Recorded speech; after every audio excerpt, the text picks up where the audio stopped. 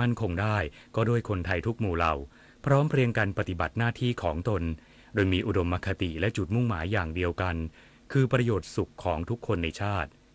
พระบรมราโชวาทพระบาทสมเด็จพระเจ้าอยู่หัวจบข่าวจุฑามาสรักษาพันธ์บรรณาธิการข่าวยุทธพรบานเย็นอ่าน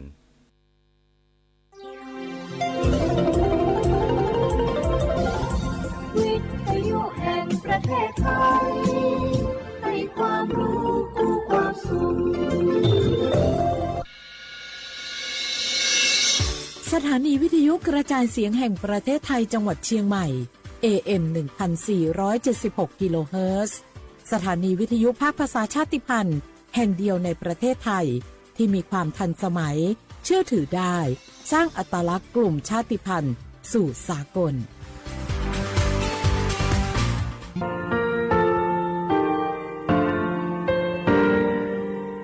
งาคือมีติปิเพกาวิเชลงาคือติกาติชูเลติเลเพกาวิมาเฮยาค่างาคือชอยาออตุคโลกาติเชวิออโครคาติผาคาชูโยอาชูโยวิโยกาคาเดติเลอติเกกาพุติลาวิทัปาโตงาคือชอยาอาสติกาวิโยงาคือออตุคโลออโครคากาติเชวิอือเวอีเวมาโกติยาลิเลทอกาอายีอือเวคาชเวเพวิโยอลักวงาคือออตุคโลออโครคากาติยายามาเตียลาวิโลโกงาคือชอยาทอกาอาสติมากาวิคาชูงาคือมีติปิเพกาวิเจแลงาคือติมูติสุติเพเลอติกาลิเลอาชูโยเวอวูปุตาเวกันติภาคาเสติเกคาเดกากาติเชวิทัปาโตงาคือมีติปิจคิเพลากาวิโยเชแลงาคือเทโจโมโคคางาคือมียาถาตอกคปิลาตาเวปุระเวติเจเสนีเสหปามัชหปานิงาติเจออกขอทามัววิทยาลัยวิชาการศึกษาประสานมิตรโกเวออคโล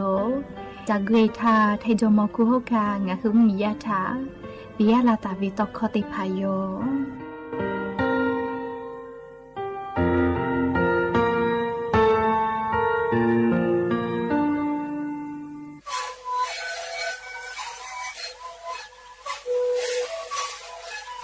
ได้พูดมันคือยาแก้เชื้อเวออกเข้าชิล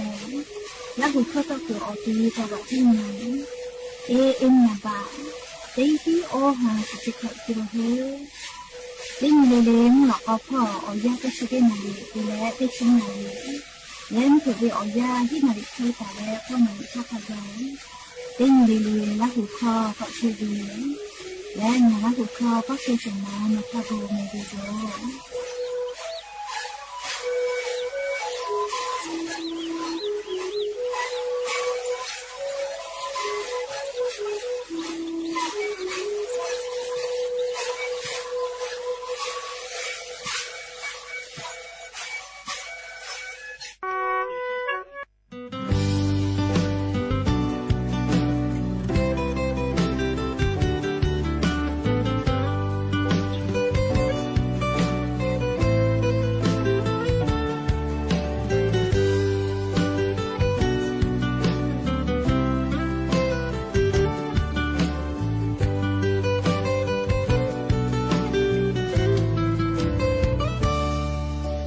โชทังเงามองโก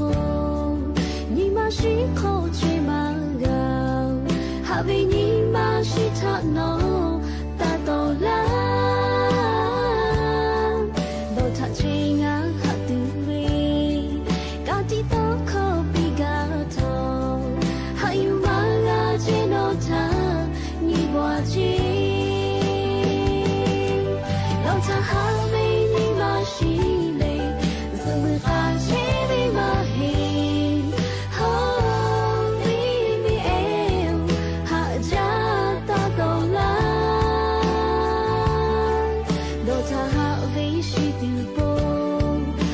他喊了的波，你可爱去他就累，不马拉。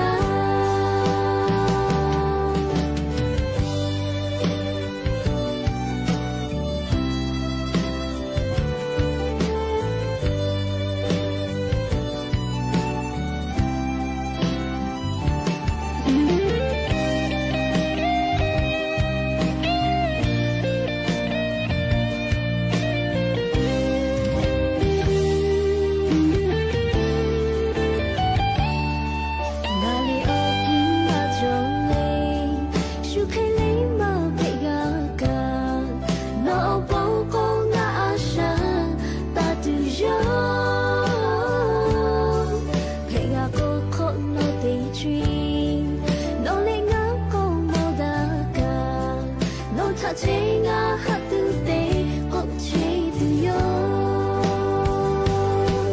弄着好为你嘛是嘞怎么啊情为嘛嘿好你咪哎哈家大东啊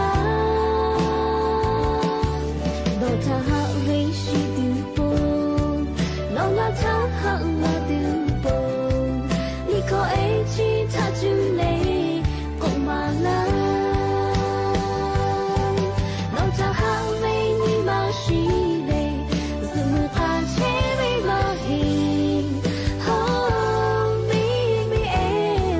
好家大东啦弄着好为是都不弄啊他好啊都不你可爱去他就嘞公嘛啦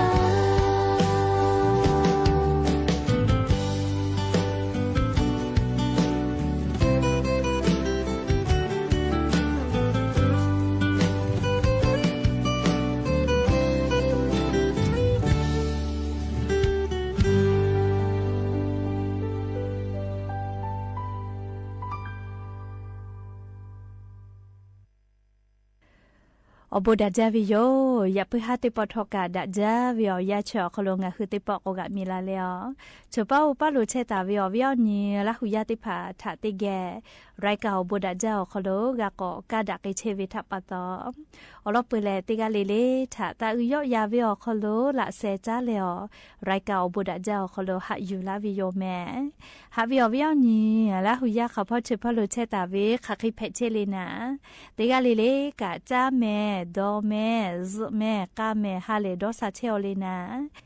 เตกาเลเลทอกาซแม่กาแม่ฮาเลดอซาปิแม่และยันยิเวอยากาชเดซอคโลแล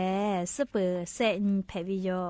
ยันยิแลโอฮาปาอิพริฮาปาคโลอเลมุตินิโยแม่ยันนี้เซชนีซุนเพวิโยและจะขอทอกานิหินชงะขอสขอฮาวิอวิอนีราหุยาติพาโอเตฮาเลเลอยาหินาริควตาและกอนาริทักกายไรกาอบูดาจาวิทยุเรดิโอ AM ติฮิโอฮาสจิกะกิโลเฮิรตซ์เตไลพอลาหุคอตอกเชวิโยเปิดตาเลกันยิพอติพอ Facebook Fanpage สวทเชียงใหม่ AM 1476พอกะไลฟ์สดติดต่อไกเชียวอวิอนีลาหุยาติผาติแกลาหุคอพอนาและในคือลาหุชอเจทาโอกะปิดักไอแพวิโยและอย่าเพิ่งหาวิอยาวคโลทอกะยูเวลาตาเวซาตาติผาไลรอยูเวลาตาวิโยจะได้เจ้าวิอยากะนี่คือไทมิงกัวคโลแลมุยีคืออยามาลุยเสโกทอกะจะขอป้าหอมุยีปอตอลาเวไวจาโลแม่เลขเตแลจะขอวิอยาแลมุกูวิอยาคโลเชียเฮเวแม่ลิจะได้คือแลยากว่ามุยีคือยาโลโกงาหาปันสติสุไทยตาลุอิตุโยเจเจวิอลิจีจะปะกรมตุนิยมวิทยาพอยกคือฉันนี้แต่นี้แหละเจ้ายาฝึกแปลละตาวิโยยากว่านี้เวียวยาวโคโลกาลิจีจอปากกรมตุนิยมวิทยาพ่อยกคือซาตาปีลาตาวิแลนี่คือไทมิกอโคโลไลพอทอกะกูเฮเลฝาจิแมมุกูเวมุฮอมุยิลุลุลาตุโยเจยานีเซชนิตาเลเลียฮาปาสเตนีงาฮาปาทักขไกเจมุกูเวมุฮอมุยิลุมือลุลาตุเวทากูเฮเลฝาโกเวโลแมและลิติกาติติลอกกามุยลามาจาลาโกเฮปุขอวิกาลูลูลาอีกาทูเวมีปะเวมิงือยอจิลาวิชติผาทากากูเฮและฟาตะเจงาคือแทมเหมียวนาติตอพอโลมุกูเวมุฮอมุยิลูลูลาไกตุเวอติติผากูเฮและฟาตะมุกูเวมุฮอมุยิลูลูลาตุเวแลเลีจังหวัดจี้ใหม่จี้ไห้พะเยาแพร่อุตรดิตถ์น่านแม่ฮ่อสอนลาพูนพิษณุโลกอุทัยธานีชะได้เผาคโลเลียันตาและฮาปัสติญิงฮาปาทักกายมุยลาจาลาโกเลเฮปุขอวิกะลูลูลาอีกะโทเวเลชะเคติผาละจลาฮาเพลางายเวเจยะโกกูเฮและฟาตะกุวิโลแมและอันทาซาวูมุลกอวิอยาคโลกาลินัวเมเซพอถ้ำเล่บ้านถ้ำติดต่อพ่อแล้วเมเซอ นัวตลาดสายลมจอยก็เวนะเมสเซจฮู้กือเรียงคือไทยมิงกือเป้าจูห่อติดต่อพ่อเนกือพ่อแลอันทาวิอยาวคโลอีกะลูลุลาเลอีกะตือวิเจเมเซกืออีกะลูยะลามาจาเลอีกะกือคาหะยายมากาวิทัปะตอลีเมเซกืออีกะลูตอลาเลโชเป้าอุเป้าลีอีกะลูลุลาเลอีกะตือวิเจแม่และอีกะถูเวทัปะตอเลเมเซติดต่อพ่อไทยมิงกือเป้ามาโกมามุมีเป้าจูห่อติดต่อพ่อแลลูวิสิเวกาผู้วิเจลีกะกันเน่แน่โยเตยาแลเมเซกืออีกะลอคาสลิโชเป้าเป้าอีกะลอผู้คาสนามียาติพาเยติพาติลุลาเวทัปะตอเมเซกืออีกะคามากูวิเจเลวเคเตียลาเวทัปะตอนัวมามุมีอนาติดต่อพ่อมุยีลาจาเลอีกะลูยะลามาจาวิทัปะตออีกะเมเซลอคาสหะยายมากาเลเมเซกือโชเป้าเป้ามามุมีเป้าตาชิลิเป้าเตเลกางาคือไทยมิงเกอเป้าเมเซโชเป้ากาลีกะก็ลูโตลาเลอีกะถูวิเจเรียกว่าเวียนเนี่ยละหุยาติพาเมเซพอเชวิกาสาตาคเดพอหาอยู่แม่และผู้ว่าราชการจังหวัดจี้ให้พ่อกาและลิงคือไทยมิงกอคโลเวรองนายกรัฐมนตรีลีในอนุทินชาญวีรกูลกะโกเวนะเมเซอเชตาวิมียาติพาเยคโลเมเซหืออีกะลูลุลาเลอีกะตือเวเยติพาอคโลลูวิเซเวกาผู้เวตเยเลเลทายานี้ดักเกตุเวอเจติพาตาฮาติพาลุเอเลกากาสปีวิเจยาซาโตโกอีกะยอยาลาวจิแม่เรียกว่าเมเซกุปเป้ากาจะได้คือเวอยาแลเมเซลออีกะฮาฮายากาตัวโปมัมมีเป้าตาชิลิเป้ากาเมเซลออคโลเยเตลุลามิงกุเวลุลาเวติพาคาปุยยุขอแลเมเซคากูตัวโปนาเลเมโคติพาเยเลดูเชวิโยเรียกแต่ละคากัวเวียขอฮับปาเวียยาคโลอีกะลอลีเมเซกือชะโกโกเกตูชะแกแกเกตูอปูนะดูแลกูปืกะตูอคากัววิเจเขก็จะได้คือลอโกกะติติเชวินะยาคากะมาติปุตาลีเมเซกืออีกะกอลุยาลาเลโชเปาปออีกะลูลุลาเลอีกะตือเวจิแม่เรียกก็ลูวิสิเวอเจติพาติคือกะลีเมเซอตาเชลิเปากับฟูกะขาเชวิโยลีชะกะนิมมีกะจาดะเลเมเซกืออีกะลออคาติพากูกะตุอีกะหายายตุแก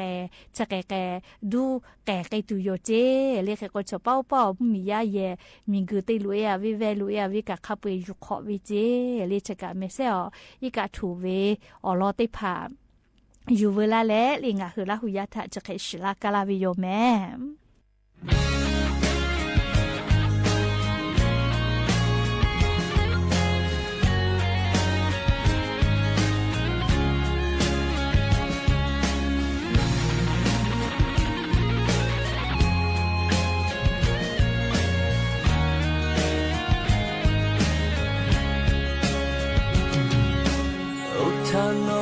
งาเงาหาดาจาอยากคาทอกาอยากนิมปูงาทะบาตองโลโลเวโอเชงาเกลมาชมเนโนเพกาเวโอเชติมบีลามายาอยากคากางาโนทาฮักเวติจิเลชูฮอมาโยAki peka no tanga have Hajai le Juka ve opo ma Jai le no ngata Chike te la ve na Ngati chuen Choke ve habo ma Jole na Ngaka na Toka na namaya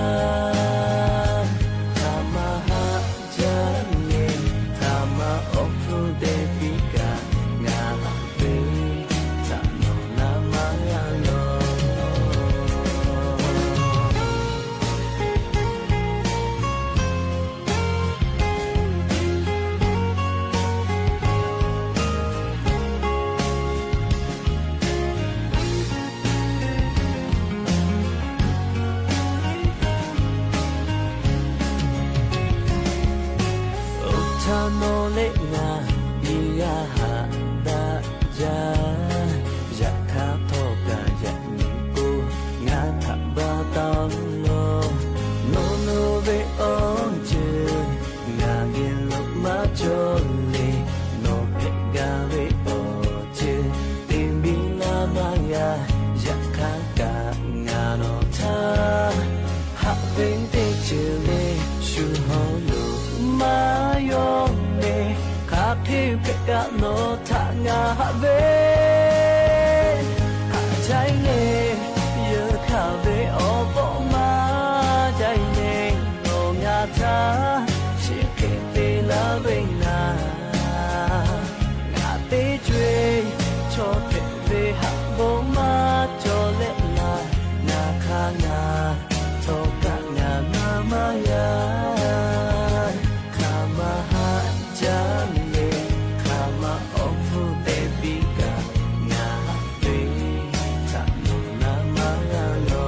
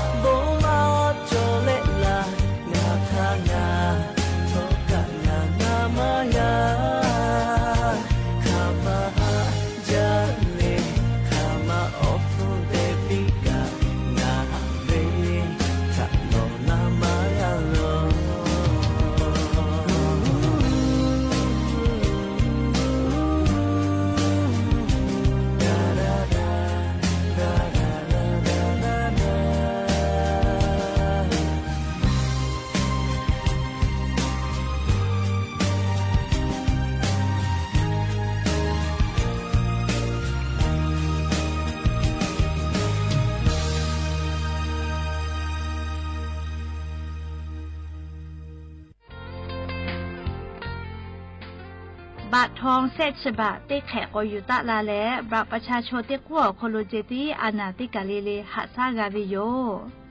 งาคือ10 บาททองเศษฉบะเยเชวิชอติพาชอป้านาสิแมออลโกงาโกไกตุเวอเจชได้พาแลโนฮือนาลาโกลาวิทยาธานาเชยอโคโลโนฮือนาวิโกวิติพาจะหาไซวิทยาธาขกะเตคโลกาหาซาเพวิเจงาฮือบาประชาชนเตกูเยเวอโคโลเจติและชดิคือเวอยางาฮือขะคิกะเตไกตุเวอคาเตพาทานาตาสิแมออลเตยาแลงาฮือบัตรประจำตัวประชาชนเตพานี่ฮือ10 บาททอเยตาเวอเตอโคโลยูปีและติปอตีนาวิโกเวพอแต่ญิและหาซาไกเพวิโยชเวอคู่กาอาจุยารัฐบาลวินะเชเยมาหิกาเอกชนติพาอโคโดกางาคือเชษาจซาพ่อเวสปสชเจ้าดาและปอตาเวนาเชเยติพาอโคโดกาโนคือลุยและจะหาซาเพวิโยไม่เลกาวุสทากาเคียวติพาอยู่เพวิโยจะได้คืองาคืออโปซาจาวิแลแอปพลิเคชันหมอพร้อมไม่กาแอปพลิเคชันเป๋าตังอโคโลเคียวติพานาเชเยมากเกหิทากาเคียวอยู่เพวิโยยากจะได้คืองาคือออนไลน์พ่อเคียวอยู่เพวินาเชเยคลินิกได้พายอวิอแมอคอนอแลสปสชเกลปอเวลโกอบอุ่นก็เวจอวิโยแคโกคลินิกเวชกรรมชุมชนอบอุ่นเจ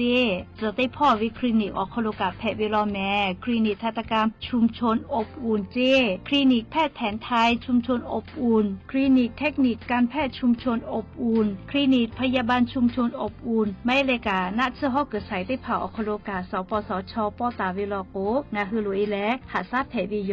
งาคือไงคลินิกจะได้ผ่าสปสชโคโลขกะป้อวิติพาชกาเวลโกเว็บไซต์สปสชโคโลลุยเรนกับเพอไม่เลยกาสแกน QR Code และงาคือสปสชเกียวปอตาวินาเชเยเอกชนติพาป้อมาป้อวิอเมติพาเช่นเพวิโยแต่ก็งาคือบัตรประชาชนที่กูฝาและนาเชเยอตีสปสชปอตาวิอาจุยารัฐบาลวิมากกว่าเอกชนติพาโคโลกางาคือเป้านิจาเวคลินิกได้พาเตเลนะเชอฮอกเกิดสายได้เผาโคโรทักขันไก่กางาฮือเย็บเพวิโย อยากข้างคืออาจุยารัฐบาลเวสยอโคโลลาเวลโกกาบัประชาชนที่กู้เจติอยู่ลาและงาคือเชษาจซาพ่อหาซาไกแผบิโยงาคือนักสติพาอยู่เวลโกกาเลือกไกตัวเวอค่าเสค่าจอวิโยอลอเตค่าแลนักชื่อแยอโคโลเวนักชื่อปิกอติอโคโลเตปอติรอเลยอยู่เกาะลาเวนี่พอเตพอลโกหนูคือเยเชกือเป้าเวนักชื่อปิกอติอโคโลอยู่กับแผบิโยแล้วเลยมือเตค่าลโกเสค่าเตค่าแลไปสนิพ่อฟื้นลาจวิโยและต่อปะฮะเตเลงาคือนาจาวิโอเจติพากับผู้เวลโกนักชื่อแยหะมาเกโกเซโลโลเวโอเคติพากับผู้เวทยาธางาคือสิทธิ์ยูเซฟก็เวชได้ผายเย็บแผลวิโยเชเวแลเจ็บป่วยฉุกเฉินวิกฤตก็เวเชเวอคโลแลงาคืออเป่านิจาเวนักเชยอาจุยะเวมาโกเอกโชเวติกาลิเลกาอคโลโนคือลุเอและเย็บแผลวิโยอลโกอานาจะได้ผาเลนักเชยหะมาเกโกไซลาวิทัปตองาคือสิบัตทอเซฉบาอคโลติปอติเย็บแผลวิเจภูมาปืวิโยไม่เลกานาและนักเชยหากาเกโจวิทยาธาเจ็บป่วยฉุกเฉินก็เวนาบะแม่เต้ขอก็เชเวทากันชอนาริคาทากับโทรศัพท์ติปีแผวิโยและนหัวรอจะได้ผ่ามานาเจและคาเดกอนันดักกาวิโลโกสปสชพ่อเวโทรศัพท์นาบะแม่เต้แซะศูนย์เต้แซะศูนย์ไม่กับไลน์สปสชไม่กับ Facebook สำนักงานหลักประกันสุขภาพแห่งชาติเชเวอคโลนหือนันแผวิโยยันตาแลกุสพ่อโลโกงาคือวิสิบัตทอขกะเตคาโลเชตากุทอกางาคือติปติสิบัตทอบัตประชาชนติกูอคโลเจติเยแผวิโยผู้เปิดตูมาโลอเจจะได้พาแลงาคือมียาอาสาติกอคโลซาลาวิโยแม่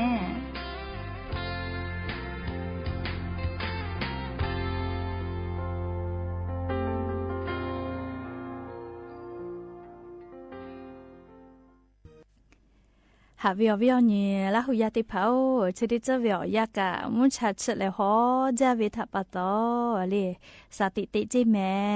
เชซาจอซาพอกะติปาอมูติผากุเกาเวแลงาคือไทมิกอคโลเลยจะขอวิวยาเลยมุชากะชกชจาเลยฮอจาวิทัปตอมุชาชเลยมุยเวมานอมาเทแผลและมุยเวอันนาก็เวนะเลชเวแลไทคอลกวโรคลมแดดก็เวจีไม่กับฮิสโตรกก็เวจีเรียกว่าฮอจัดจาวิทยาธาเรียงคือตัวมันนมาเทมุยและเซลาวิจิแม่เฮก็จะขอเป้าแลเรียงคือไทมิกอคโลฮอจัดจาฮอเวออซากาออชองศาขไกตะกาวิจีเฮก็เชซาจอซาพอกระทรวงสาธารณสุขพอก็เวจะขอเวียยาแลงาคือไทมิกอคโลฮอวิออซาเลจะเคตตะไกตัวเวลฮาปัสขอญิงะฮาปะขไกเจเลงะคือไทมุเมียวนาติตอภาคอีสานไทมิกอก็จะติตอมุนิตอพอแล้วฮอติตอพอขไกเฮก็ฮอจัสสุจาเลเชซาจอซาพอก็ตูจอเวลออชนิองศาจิแม่เล่นี่ช่วยไกเวนะเล่ไกเตลอเนี่ยเวอติติผาเตแขอคลูลอกแลงาชนี่องศาลอกแลฮอจัดจาวิทัปตอในหัวตูมานมาแทมุยเลเซลาวิเจและจะขอเป้าเล่เนี่ยเวเตแขตาเวชอจังหวัดภูเก็ตพ่อจิแม่มุชากอเวลอกออสากาเล่มุชากอเมหิเวนะเนี่ยลอเวเล่นิมาสปอเฮไวเวเล่เตผาลอกกูมือเลมานมาแทมุยลาวิเจก็งาคือชอยาวตุคโลฮอจาวิทยาธาเลฮอวิอซาหะตอลากาตัวปนะกอปีฮอเลลากาฮอเจเลจะได้พาคโลอิกะติเลหะกาสปีวิเจเลฮอจัดจาเลมุยลาวิจะเคมอวิลโกเลเฮก็เชซาจอซาพ่อวิชกาเลอายุจาวิโยเลฮอจัดจักกากาติวิชอติพาลโกเลอิกะมาช่วยคาเดดอเลกากะคาเดกาเจวิโยมุชาชเลฮอจาวิอซาจะได้พาเลเชซาจอซาพ่อก็ตูจอวิโยแต่ก็แลเลียววิอนี้ลาหุยาติผาทะเพเชวิอลอซาตาติผาอยู่เวลาแลเลจะเคชลากาลาวิโยแม่และอย่าเพิ่งหาติปอชิดากระดาษตัววิอลอซาตาเลจะเคไม่จะได้โยแม่ลูลาเลวกาปิลาเชเวงาคือลาหุยาติกาเลเลกาอบูจาแม่ติกาเลเลซเมกาแม่เชซาจอซาฮาเลดอซาปีอบูจากาติยาโยเฮนิกาเจมามาเอยาโกนิยากาติยาโยเฮนิลามาเตกวาพายามาโคโดเซอาซ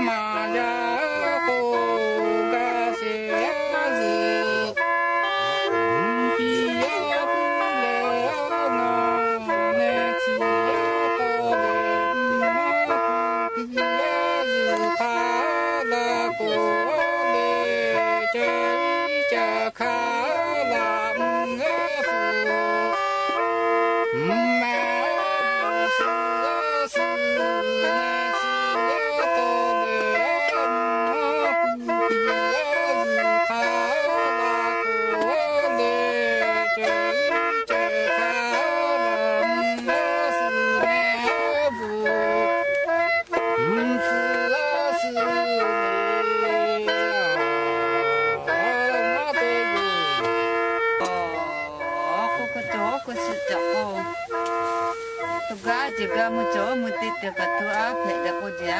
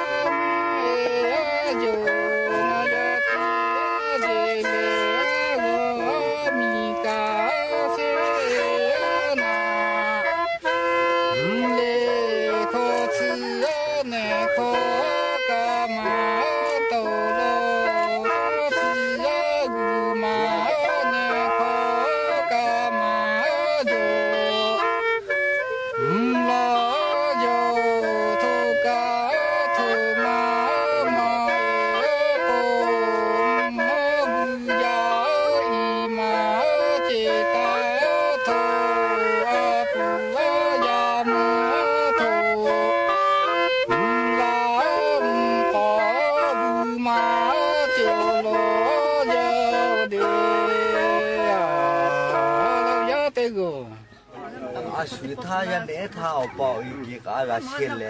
哦，一个个些嘞，是不他拉姆拉太去干干姆嘞，过嘞，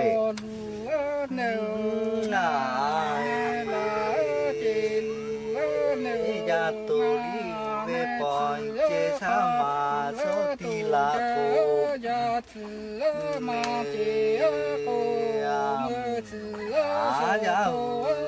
มาเกยาตีมอลีอากาสุยามาเกมาจาสุลีอากาเจเลยาตุตามาตาเลเจยาพาเลมาลอลีเคลาเลยา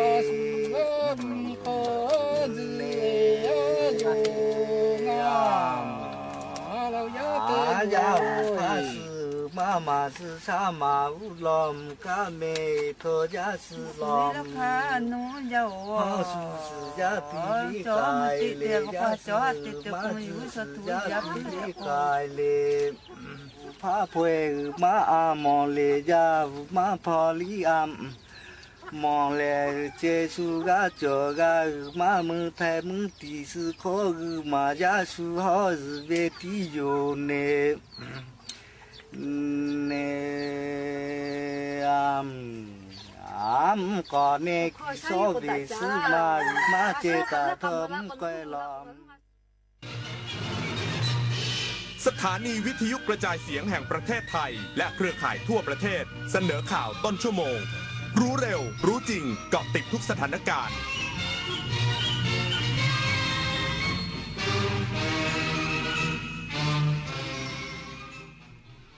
รับฟังข่าวต้นชั่วโมง 21 นาฬิกากับยุทธพรบานเย็นครับนายกรัฐมนตรีแสดงวิสัยทัศน์เร่งสร้างความเชื่อมั่นของประเทศไทยในภาวะวิกฤตอีกสักครู่กลับมาติดตามรายละเอียดครับจากน้ำพระราชหฤทัยของพระบาทสมเด็จพระเจ้าอยู่หัวที่มีพระบรมราโชบายในการพัฒนาฟื้นฟูคลองต่างๆทำให้คลองแม่ข่าจังหวัดเชียงใหม่เปลี่ยนจากคลองที่มีสภาพเสื่อมโทรมเต็มไปด้วยขยะและน้ำเน่าเสียสู่การเป็นแม่ข่าโมเดลคลองสวยน้ำใสไหลดีชุมชนมีสุขต้นแบบโครงการจัดการคูคลองในแหล่งชุมชนเพื่อสภาพแวดล้อมที่ดีและพัฒนาคุณภาพชีวิตของประชาชนอย่างยั่งยืนมันอยู่เบื้องหลังคอยชี้นำคอนเทนต์ในโลกออนไลน์น่ากลัวมากมันคืออัลกอริทึมที่คอยคัดเลือกเนื้อหาที่เราชอบให้มาปรากฏซ้ำๆน่ากลัว ก็เพราะว่าหากไม่รู้เท่าทันเราจะรับข้อมูลด้านเดียวและมีอคติ รู้ทันอัลกอริทึมอย่าให้อารมณ์ร่วมที่มีในเนื้อหามาบดบังสติปัญญา อัลกอริทึมจะไม่มีทางเก่งไปกว่าเรา เมื่อเราก้าวทันเราต้องรักษาพัฒนาและส่งเสริมผลประโยชน์เพื่อความก้าวหน้าสู่ยุทธศาสตร์ที่สำคัญเราพร้อมผลักดันกิจกรรมเชิงรุกที่สร้างสรรค์ในทุกมิติรวมทั้งสร้างสรรค์ความเข้มแข็งในภูมิภาคที่มีอาเซียนเป็นศูนย์กลางเราสนับสนุนการส่งเสริมและเชื่อมโยงในเวทีเจรจาการค้าการลงทุนเรารักษาสันติภาพเสถียรภาพความมั่นคงและความมั่งคั่งประชาคมอาเซียนประชาชนเป็นศูนย์กลางเราไม่ทิ้งใครไว้ข้างหลังมหานครแห่งอาหารและบริการหาล้านสู่ตลาดโลกซอฟต์พาวเวอร์ด้านอาหารปลากุเลาเค็มตากใบนราธิวาสไก่เบตงยะลาปูทะเลปัตตานีโคพันธุ์พื้นเมืองและแพะวัตถุดิบชั้นเยี่ยมของท้องถิ่นได้รับมาตรฐานอาหารสากลและอาหารหาล้านผลักดันให้เป็นพื้นที่มั่นคงทางอาหารสร้างเศรษฐกิจชุมชนเพื่อยกระดับคุณภาพชีวิตภายใต้ระเบียงเศรษฐกิจหาล้านจังหวัดชายแดนภาคใต้นายกรัฐมนตรีแสดงวิสัยทัศน์เร่งสร้างความเชื่อมั่นของประเทศไทยในภาวะวิกฤตเน้นย้ำ Entertainment Complex ไม่ใช่คาสิโนนางสาวแพทองธารชินวัตรนายกรัฐมนตรีกล่าวในการปาฐกถาพิเศษในงาน Mission Thailand ภารกิจพลิกฟื้นเศรษฐกิจว่ารัฐบาลได้ติดตามจัดอันดับของ Moody ที่คงอันดับความน่าเชื่อถือของไทยและปรับมุมมองไปในเชิงลบนั้นเพราะอาจทำให้เครดิตปรับเป็นลบได้ในอนาคตถัดไปจากศักยภาพการรับมือของกำแพงภาษีสหรัฐภาระหนี้สาธารณะและเสถียรภาพทางการเมืองซึ่งต้องมีมาตรการเพื่อลดผลกระทบและมุ่งการหาเงินเข้าประเทศเพื่อแสดงความเชื่อมั่น GDP ของไทยให้เติบโตด้วยการสร้างอุตสาหกรรมใหม่ส่งเสริมการลงทุนจดทะเบียนการตั้งบริษัทใหม่และมีแผนเร่งรัดการลงทุนเพิ่มขึ้นแม้ปีนี้จะมีอุปสรรคเช่นเหตุแผ่นดินไหวและกำแพงภาษีสหรัฐจึงจำเป็นต้องหารือกับภาคเอกชนอย่างใกล้ชิดส่วนเรื่อง Entertainment Complex อยากให้มองว่าไม่ใช่คาสิโนแต่เป็นนโยบายเชิงสร้างสรรค์ที่ดึงดูดเอกชนต่างชาติให้เข้ามาลงทุนและเก็บภาษีเพื่อนำเป็นเงินทุนหมุนเวียนในการจัดสร้างพื้นที่เพิ่มเติมโดยคนที่เข้าไปเล่นคาสิโนจะต้องมีหลักทรัพย์ตรวจสอบที่มาของหลักทรัพย์เพื่อไม่ให้เกิดการทำผิดกฎหมายวริศราโตปะรายงานที่ประชุมสภากลาโหมหารือแนวทางรับมือนโยบายสหรัฐระบุไทยต้องปรับตัวและวางบทบาทต่อมหาอำนาจอย่างสมดุลหากจะซื้อยุทโธปกรณ์สหรัฐเพิ่มต้องสอดคล้องความจำเป็นของไทยนายภูมิธรรมเวชยชัยรองนายกรัฐมนตรีและรัฐมนตรีว่าการกระทรวงกลาโหมกล่าวว่าการประชุมสภากลาโหมสัญจรที่กองบัญชาการกองทัพไทยได้หารือเรื่องการเปลี่ยนแปลงนโยบายของสหรัฐอเมริกาโดยไทยจะต้องปรับตัวการวางบทบาทต่อมหาอำนาจอย่างสมดุลและเหมาะสมโดยเฉพาะมิติด้านความมั่นคงหากจะมีการเจรจาเกิดขึ้นและไทยอาจต้องจัดหาอาวุธยุทโธปกรณ์จากสหรัฐเพิ่มเติมยินดีพิจารณาแต่ต้องสอดคล้องกับความต้องการของไทยและอยู่บนพื้นฐานของศักยภาพของประเทศพร้อมกล่าวถึงกรณีกองทัพภาคที่3แจ้งความดำเนินคดีตามประมวลกฎหมายอาญามาตรา112และพรบคอมพิวเตอร์กับนายพอลแชมเบอร์สนักวิชาการสัญชาติอเมริกันว่าไม่ได้เอามาเป็นเงื่อนไขในการต่อรองกับสหรัฐเนื่องจากมีการดำเนินการตามขั้นตอนและกระบวนการทางกฎหมายภายในประเทศปริญญวิทย์เปี่ยมสมบูรณ์รายงานสวทช.ร่วมกับกรมควบคุมโรคนำระบบ DDC Care Platform เฝ้าระวังโรคระบาดข้ามพรมแดนแก่ผู้แสวงบุญชาวไทยที่เดินทางเข้าร่วมพิธีฮัจญ์ที่ซาอุดีอาระเบียนายสุภชัยใจสมุทรผู้ช่วยรัฐมนตรีประจำกระทรวงการอุดมศึกษาวิทยาศาสตร์วิจัยและนวัตกรรมหรืออว.กล่าวว่าเพื่อเป็นการเพิ่มศักยภาพดูแลประชาชนและรับมือกับโรคระบาดในประเทศให้เกิดความปลอดภัยและเฝ้าระวังสุขภาพของผู้แสวงบุญชาวไทยจึงนำระบบ DDC Care Platform ซึ่งเป็นเทคโนโลยีรับมือกับโรคระบาดข้ามพรมแดนเฝ้าระวังโรคทางเดินหายใจตะวันออกกลางหรือโรคเมอร์ในกลุ่มผู้แสวงบุญที่เดินทางเข้าร่วมพิธีฮัจญ์ที่ประเทศซาอุดิอาระเบียโดยระบบดังกล่าวประสบความสำเร็จมาจากการใช้คัดกรองโรคโควิด -19 ในประเทศจึงถือเป็นเครื่องมือสำคัญที่พัฒนาโดยนักวิจัยไทยและช่วยสร้างความเข้มแข็งในวงการสาธารณสุขอย่างแท้จริงคณิษฐาลือสัตย์รายงานจังหวัดชุมพรจัดกิจกรรมวันแรงงานแห่งชาติและวันความปลอดภัยในการทำงานแห่งชาติ นายสุพิสารแพรลือสวัสดิการและคุ้มครองแรงงานจังหวัดชุมพรเปิดเผยว่าจังหวัดชุมพรจัดกิจกรรมเนื่องในวันแรงงานแห่งชาติและวันปลอดภัยในการทำงานแห่งชาติ 2568 ภายในงานมีกิจกรรมรณรงค์ต่อต้านยาเสพติดลดอุบัติเหตุจากการทำงานการสาธิตความปลอดภัยการประกวดขวัญใจแรงงานนิทรรศการจากหน่วยงานต่างๆและการจำหน่ายสินค้าราคาถูกโดยการจัดงานในครั้งนี้เป็นโอกาสสำคัญในการสร้างความร่วมมือระหว่างภาครัฐภาคเอกชนและประชาชนในการส่งเสริมสิทธิสวัสดิการและความปลอดภัยในการทำงานของแรงงานอย่างยั่งยืนมาชนกข่าวทองสวทชุมพรรายงานจบข่าวยุทธพรบานเย็นอ่านรับฟังข่าวต้นชั่วโมงครั้งต่อไปเวลา 22 นาฬิกาครับ ติดตามข่าวที่นำเสนอไปแล้วได้ที่ www.thainews.prd.go.th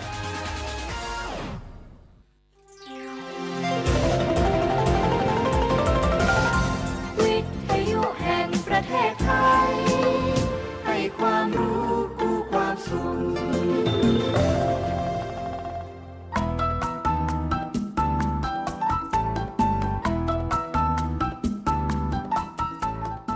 ครบครันด้วยสาระข่าวสารและความบันเทิงติดตามได้ในรายการสาระสารพันสถานีวิทยุวิทยุแห่งประเทศไทยให้ความรู้คู่ความสุข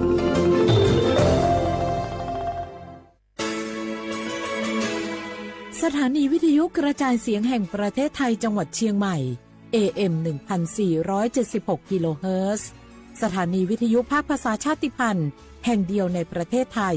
ที่มีความทันสมัยเชื่อถือได้สร้างอัตลักษณ์กลุ่มชาติพันธุ์สู่สากล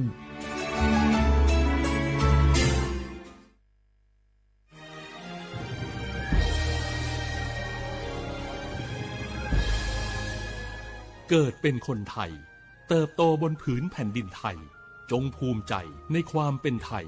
ชาติไทยเรานั้นนับเป็นชาติที่มีความเป็นมาเก่าแก่ยาวนานเรามีภาษาวัฒนธรรมและมีสิ่งต่างๆที่เป็นเอกลักษณ์ให้เราได้ภาคภูมิใจในความเป็นคนไทยเราควรเห็นคุณค่าและมีความรักชาติหวงแหนแผ่นดินอันเป็นมรดกของบรรพชนร่วมภาคภูมิใจในความเป็นไทย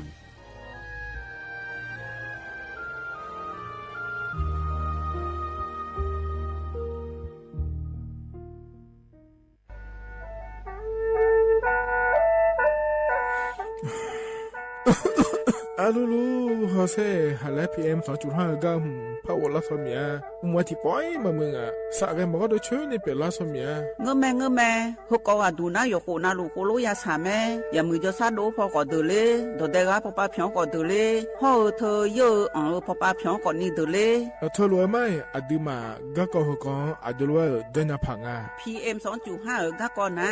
yo hu ga ko yo ga na lu de le ga ko tho mi ne a yo wa ne bi mu da la nya nga le yo ga na lu ya ho lu da ga ko nga yi nya jang e do je tha khu lo yi nyo Yohanes Salan da kha he wo yue pu la lo adua bo pu la lo he ji mi jama khoni la lu o ne ma la lu ji nya o do na ko ni mi chan ne mu pha la khu o ne nda yi nyo na bo chon mi ja ga ma bi do la ni ya ho lu da nga yi nyo bo chon mi ja do ho mo na a cho cham na thi to pa ho lu da o do a kho ma do cha bi lo yi nyo na yo wa na lu cho ba ne a bo ya kha da nga yi nya bo chon bi ji o ne sa ja le yo ha su a o tho do ma an pha yo ga na lu ala chao thi kho lo gu ne yo ha ne adon be da mu da la ne yo ga na lu sa go papa mu da la nya pha adima thai cho ha yo na lu ho a cho mi hon cho ha do de ga la o de sa yo mu wo on nya pha yo lo bi lo le yo na lu ta ko lo ya ho lu da nga yi nyo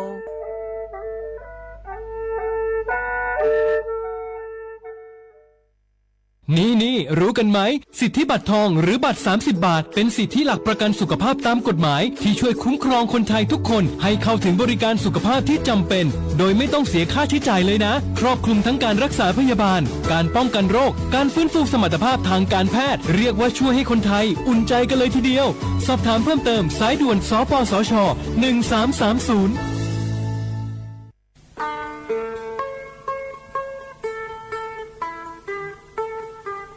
จังหวัดเชียงใหม่พอปานแน่อย่าล้อได้ช่วหาโยอานาลูตะกอลูกมอแน่บ่ชอมีจาทักเคเดโยฮันได้จังไงดอเจบิเจทักเคเดสลองอาดาเมื่อพอปานแน่มีจาทักเคเด PM 2.5 เธอโยฮาสาวอ้องแงมามึงงาเจสาหาเล่นนมเธอยืนโยจังหวัดเชียงใหม่พอปานแน่มีจาทักเคและที่เธอหนาก่อนนี้วัดทิติบาลาสีอดอมเบลสีอ้อแน่วัดทิเชงาบาลาสีงาเสียงอากุญีพังอายาตาโกเชเยหงเกยทาเคและที่ทางอายืเนี่ยโยฮามีจามาเคยมาเรยังอาโถและดูนาขอนีเธอก็ระบบไฟดีและพูกาดอจาบีเลเจไงมาหน้าหานี้เคนาของไงปีอ้อนแน่ผิวพอปาไงญีพังอายาตีเจจังหวัดเชียงใหม่พอปานาสาลองอาดาคาพอปาโยฮามลือซาลือจีนาขอนีมีจามาบีเคและพอลือดาลุมาเจเฮนาจูฮูพอปาแกมีจาแกมาบีเคพายโยฮาจอดูจอย่างแกมือดาลาญาพายเฮนานี่ชอบแผ่โอมยองเกินนี่บีมือดาลาญาพายพอลือดาลุมาเจยืเนี่ยมีจาเคช่อหาฮอร์โมนาดอจาบิเลญาแม่เจยืเนียวนากาสมบูนาขอนีจำยองาซุมตีนีแย่จำยอแย่และเธอกาไงเลยญาแม่เจพ่อตีวตีเธอกาไงเลยญาแม่เจอุจินางอมาแอนี่อายืเนียว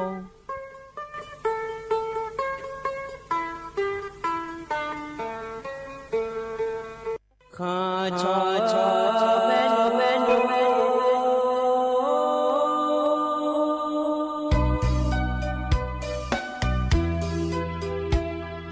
ได้ยินจบเลงดอกทุยคาเบได้ยินจบเลงดอกชอยคาเบชอบพามาสิจอชาโลเ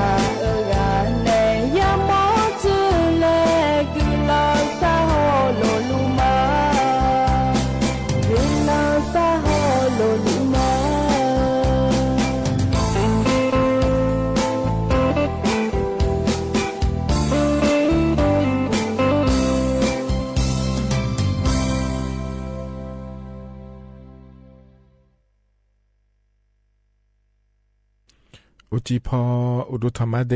อเยนี่โยกานาลุเนลอเยเนียวยุมจีเอก็ดูจอนเจอสมนังเกมีฉลาแม่เยเนียววันพุธงานงานเนเยนี้มิเนลอยุมจีนางานเนอายโยเชมือเนที่คอโลเอจดามาเยเนียวหล่อยุมจีเอก็ดูเยเนียวเฮกามีออกโมดูมาจ่อเยเนียเธอกุเทมือเยเดเยเนียวเดจิมิเนเย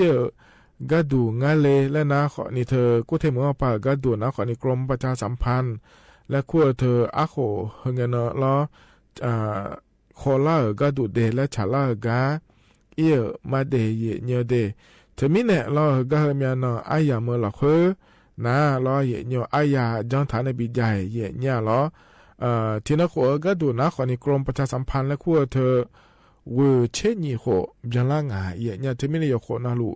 อย่าอีมาเยเนียวทีนักขัวก็ดูนะงามาดูเอลอเขาในอาหัวขอได้เงอลอเยเนียวกีฬายาเนื้อเย่เนี่ยหรออีเนออีเนี่ยอาคารนึงสอเฮก็มีกรมประชาสัมพันธ์และคู่กับจอเนี่ยชอบแผงเงินโอดาลามาเดเยเนี่ยเดชอบแผงเงินนะขอเนี่ยอันนี่เงินชาเลียแม่เนี่ยเย่นี่ที่มีเนี่ยเฮมีนหลักคุยนะอายาจังฐานเนี่ยบิดามาเดเยเนี่ยเดและจะแมนจะกายอากาด้านเนี่ยเลยเย่ที่มีเนี่ยเย่นี่เทียนะเราจะเอามาจะเอาลัวนะขอเนี่ยเฮก็อันนี้เนี่ยเราตาปากระดัวจังเลยเนี่ยไม่ได้เยเนี่ยเดอายาจังฐานในปีเดียวงาล่าเราเยเนี่ยจ่อนาลูจังฐานในน่าหาลาหลวยน่าหาเนี่ยแม่เยเนี่ยต่อเชื่อบิบยอเลิกแล้วพอในปีน่าหาดาอาชีกัวขวาข้าวนักศึกษาเราคุยพอในปีน่าหาดาแล้วน่าเยเนี่ยก็ต้องเชื่อก็กอโลอยู่มือเดียวซาดัวก็กอโลแล้วก็จังฐานเนี่ยมาเดเยเนี่ยเดมีอะไรจังฐานในน่าหาดาแม่เยเนี่ยน่าเยนี่เทียน่าเราก็มีอู้ดัวหล่อเจ้าเมื่อมีในเดือนเลยก็หมอมีอะไรแล้วนะคนนี้เฮน่าเชล่าสีในละต่อปาเอ็นยาไม่เดเยเนียวเดเธอก็บลาอาเซียขอนาเราเยเนียวเฮน่าเชล่าสีอายามนาเราเลยนี้อันตีเงินนะวันหยุดวันแรงงานแห่งชาติและคู่งานเดเยเนียวเธอเนี่ยอาคารหนึ่งสองงานเนี่ยชอบแพงเงินของมาจ่อเราเยเนียวนาทกาอันซุมอันเงินกดนจนฉลางาเยเนี่ยหรอนาอันเงินนาขอนี่เธอเนี่ยวันชาตามงคลและคู่งาเดยหืออันทินนฉลาเดือไทยมีของเราคุยล้อถึงมีเนี่ยจนเจอเงินอันเงินทินนแล้วพันดอนเนี่ยงาเดยเนียวอันงานเกินนี่ล้อเยเนียวมีเนี่ยเยนี่เทียนาก็จะมาเมื่อเราคุยเกิดหมอในตัวเด็กเลยก็มัวมีเดแล้วนะขอนี่อันโกสิเยคู่งายามเกินยามแม่เดยเนียวเดนิมจีที่ขอรู้แล้วจอดามาเยเนียวเฮกันนาเยเนียวอันจะแม่จักาดันมาเดเยเนียวเดนิมจีเฮกันเยนี่เนอทอนจูรออาเดียอาคาอันนาเซที่นฉลางาเดเยเนียวบลาซีนาซีอาโคเซที่โครอที่มิเนนาโคกันก็งาเดเซที่นฮอนเซที่โคมิเนลอเยเนียวไทยอันนั้นอินาวันพุธและแม่เยเนียวอันนาอันสมเชบาลาสีน้ำเมษายนอาโคนานิพังอายาโกเชยเดเยเนเดบาลาสีอินาอาสาเยนฉลางาเยญานาอาคานุสอก็ดูนะขวัญบาลังหาสิล้อเลยเยนี้ไทยว่าปะก็ดูนะเดือนพฤษภาคมแล้วขั้วบาลาสีฉลาเมเดเยเนเด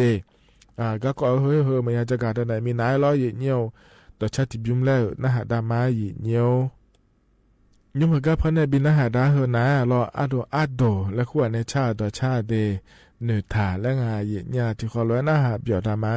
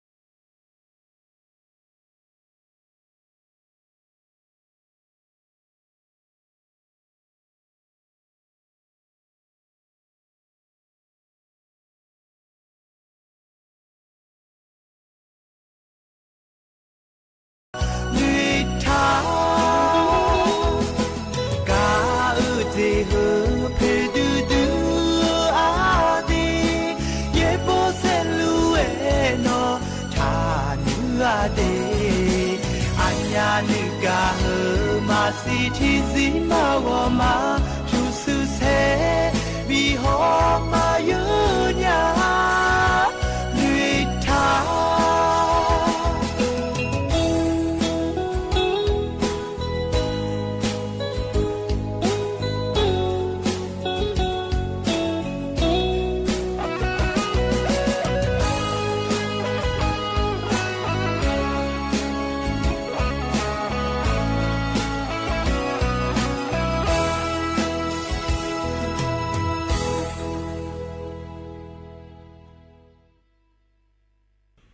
อาจจะก็เพราะในบินาหาดาต่อชาติก็เทบิมหน้าเนื้อถาและงาเดยเนเดอโด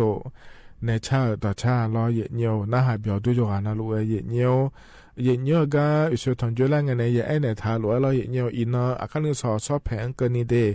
อาหงานเนียนะขอเดตกากุเทเหมือกรมประชาสัมพันธ์นะคูกายาอิงาเยเนียจินโคก็ดูเวเชนีโคเบียงลากาลากาโชเชเอียก็ดูและแม่เยเนียกีฬาหุมาขอเนื้ออิมาเดทีนี้เธอก็เทมีนอายามุลาคุนะอายาจังทันบิดาเดเยเนียวอายาจังทันบิดางาลาลอเยเนียวเธอเยเนียก็ต้องเชื่อก็มาต่อใช้บิดแล้วก็มาลอจะกะกะดานั้นเนี่ยพอเนี่ยบินาหาดามาเดเยเนียวเดเฮกันนะก็เยเนียก็ต้องเชื่อลออยู่มือตัวชาโดก็จะกะดาเนี่ยเยเนียยุ่มก็จะกะดาเนี่ยนาขอเนี่ยนาโกก็เกาะหรอนาโกก็นาขอเนี่ยโรคหลอดเลือดสมองแล้วคุงอาเดเยเนียเดอุดุยนัวชิข้อนาโกเธอเจเยเนียหรออินุงก็จะการเนี่ยเฮนาขอนี่เธอก็ชิก็เฮก็พอเดินเนี่ยบุตรก็อยู่ด้วยเนี่ยจะการเนี่ยเลยเยเนียหรอหมอแล้วคุงอาเทเยเนียหรอหมอในแพทย์หมอชอเราเธอก็มหาวิทยาลัยเชียงใหม่เขาปาเนี่ยหมอเกิดถ่ารอเยเนียวในจากการก็ดูนาขอนี่เยเนียวนาก็นาขอเนี่ยจิมิเนี่ยอายุเปียก็ดูงาแล้วก็น่าสิข้อเธอรอเยเนียวจออีเนี่ยไม่ยุ่งยากรออายุจออีก็ดูงาเลยแล้วก็น่าเมียนเนี่ยนี่เจียมองอาเจียเนี่ยอันเดแบบนาขอนี่โรคหลอดเลือดสมองตีบหรืออุดตันแล้วก็ว่าเธอเนี่ยสิข้อแบบรอชาชูมันเนี่ยชุเลชุมทะเลเราตาชุมแล้วก็ง่ายชุมเลยละตาชุมให้มันชุเลเลยก็ง่ายเทียเนี่ยเราตาชุมก็น่าเลยยโดเลยก็ตาชุมเนี่ยมาบีโดแล้วก็ไม่รอเย็นเนี่ยน่าชุเลเธอหน้าขอนี่ชาชูเธอมีอาดาราแล้วก็สิจิเข้าไปแล้วตอนย้อนเนี่ยตอนย้อนตอนนั้นขอนี่เพราะว่าเจ๊มีอาดาราเนี่ยสิเธอมาอิมาลายนี่มาชันนี่ปีอิงอาเจียเนี่ยทีนี้เนี่ยเฮ้ขอนี่น่าก็ทีมเปียน่าทีมัวก็ดูน่าขอเนี่ยเส้นเลือดในสมองแตกแล้วชิเขาเธอชอบปากเย็นเนียวน่าก็เธออาเดือถ่ายช่วยยังไงเนี่ยมอมยาเจก็ดูงานเลยนะก็น่าอาดัมแบมเย็นเนี่ยชิเขาแบบจะช่วยเมียลาลาเนี่ยเธอเนี่ยช่วยเล่แล้วเย็นเนี่ยช่วยเล่เนี่ยแล้วเธอเนี่ยเมียลาลาเนี่ยช่วยเล่เนี่ยสิเธอมาอีมาลาเนี่ยนี่สาวเธอแล้วทั้งว่าที่ยังไงเย่เชื่อแบบเนี่ยยามองอาเจเย่เนี่ยนับอายมาพยาชอเชหองเงล้อเย่เนี่ยมีของเขาสิละค่อยเดเย่เนี่ยเดที่กันกันที่กันยามองอาเจเย่เนี่ยล้อมามัวก็งาที่มุล้อเนี่ยมูจากก็ที่มูยามองอาเจแล้วตัวเองก็งาล้อเย่เนี่ยน่าอาเดถ่ายช่อหาก็ดูน้าขอเนี่ยนักก็เจเนี่ยเชี่ยวยอมยาเนี่ย苗ทีมงาเดแล้วตัวก็งาเทียเนี่ยหรอยกคนละลุหรอนักก็ในเสียแต่ก็เมื่อจงอาจจะที่เขาจะที่เขาเมียดาละเราอย่างนี้นะยกคนละลุนักก็จะเป็นงาเจละยามโมเดยสุเสียยามโมยกคนละลุสมเชกายามโมงาเจอย่างเนี่ยไอ้ก็นะคนเนี่ยนาลีนิพติกาแล้วก็เป็นแล้วยามองอาเดที่มีเนี่ยอันนี้เนี่ยดอกพายงาเย็นเนียวน่าก็มาก็เจเนเปียแล้วงาเลยแล้วก็นะขอนี่โยฮันเนี่ยมาจังเนี่ยเจมาพายเจนะขอเนี่ยอาโคโลแล้วงาเทียนเนี่ยอาโคมีอาดาลานะขอนี่น่าก็เปียยอมเนี่ยยามองอาเจรอเย็นเนียวอาลีนะขอเนี่ยอับบุนามาเชมอเจงาเดแล้วตัวก็งาเทียนเนี่ยชอบป่าชอบช้าเนี่ยขอเอียเจเย็นเนี่ยเราเดือเอเชียชอบหาชอบตามเนี่ยเจโร่ป่าชอบตามเนี่ยเจโร่แล้วเย็นเนี่ยเฮก็แล้ว สิลางาเจก็เดือชอนามาเชื่อแม่เนี่ยเปียงาเดแล้วรอเย็นเนียวไอ้เจมินงาแล้วก็น่าช่วยอย่าเหือช่วยหาแล้วก็งาละยอมอย่าอามาอามุลบิปาถามิเนี่ยสิเขาเขาลงมาดูอาเจเดเย็นเนียวเดเธอมิเนี่ยรอเฮก็เนี่ยขอนี่อิงาเดแล้วก็งาเถน่าเธอเนี่ยอยู่หามาดูในขอนี้เยอะเดขอนี้จ่อแล้วรอเย็นเนียวอยู่หาเดี๋ยวจ่อจ่าดออยู่เจนเรารู้ในงานในเย็นนี้รอที่อาณาความลามเปียโลที่อาณาบาวาเปียโลเนื้อมันก็เปียโลยาหอดอโลจิบาดอโลแล้วเราอย่างเนี้ยน่าจะเข้าหลักคนสัชวเจโลแล้วเราอย่างเนี้ยจะชั่วนักโลเฮดตัวโตหรือเนี่ยเธอสิเข้านักก็หล่อเลือดสมองแล้วขั้วเธอเปียยามองอาเจเย็นเนี่ยหรอเธอมีเนี่ยเย็นเนี้ยเฮก็เดินเอ็กซ์ละนะขอเนี่ยเฮอยู่หาอยู่ชดเชงงานในเย็นนี้อาโคมีอะไรมีอะไรจิบาดอมาโลยาหอดอมาโลนักก็เฮเปียมีอะไรแล้วเนี่ยโคโลงานในโลยากานะอ๋องาขอนี้โคโลกันลุมาเลยยุ่มเลยนะขอนี้อยู่หาข้าอย่าจังงาเดเนี่ยเดน่าฮก็มัวนักก็อยู่หาجوศิลาก็ตุงาเปียมาเสเลเฮาแล้วجوชดเชงจะผักงานเลยแล้วนะขอนี้เงี้ยรออยู่รอมันกันนี่เปียเจอยู่หามาดูมาศิลาขอนี้อยู่หาเนี่ยก็เจจ่ออยู่หาตัวเพจจ่อเดขอนี้ขอลุยังงานในเย็นนี้เฮาอยู่รอมันกันนี่เปียงานเลยเฮาละอเมที่พออยู่เยอะงานเลยคืออะไรว่าอยู่ข้ามอันนี้เปียกดูงานเลยอยู่ห้ามมาดูว่าศิลาขอจงงานในเย็นนี้เฮก็หัวก็ดูนะขอนี้อยู่ในอย่างเราพายงาเย็นเนี่ยเราไงขอเนี่ยแล้วยังมึงไม่มาเนี่ยแล้วมันเป็นเฮก็ขาวโลแล้วขอนี้ยังงานเจแถเย็นเนี่ยเราน่าที่อันน่ะเราอีสานนี่เดินนะขอเนี่ยที่ปั๊บปลาเนี่ยมาลุมาลายเนี่ยกามาอันนี้เปียเยอะที่อันน่ะอีสานนี่พอเดินนะขอเนี่ยสิญญาเย็นเนี่ยเดเธอมีเนี่ยเฮก็หัวนักก็เฮเราเย็นเนี่ยมีอย่างนี้มอส่งกันในเอกเธอเรานักก็เปียเธอเด้อนักความดันเปียที่อันน่ะความดันนักก็เปียกันเนี่ยเราหมอจุกันเนี่ยนักความดันเปียงาเดยังไงจังาเดเบาหวานเปียงาเดยังไงจังาเดแล้วเธอเฮยังไงยัวเนี่ยจังละเนี่ยยังไงจังเราดูมัวเนี่ยเลยมาจานิเบียเฮก็หัวยังไงยังจังาเดเย็นเนี่ยเดเฮก็งานมาอาโดเฮาก็ทุลุแม่เย็นเนี่ยเราอายุนี่ยดูเลยงานเราเย็นเนี่ยบดูแบบอุจิอาปาเราบดูแบบหัวจะได้อยู่จก็เลี้ยเนี่ยขอที่คนละจะตัดเลี้ยเนี่ยบดูแบบก็เขาเลี้ยรู้อะไรเลยมาน่าอายุเนี่ยเนี่ยเรานะเราเย็นเนี่ยอายุว่าความรับเปรียบเทียบมาแล้วทุลุว่าเธอขอเนี่ยหมอเนี่ยจะขาบินเนี่ยเราเธอจานจะเล่าดูหมุนเนี่ยแล้วมาจานเนี่ยไหนแล้ว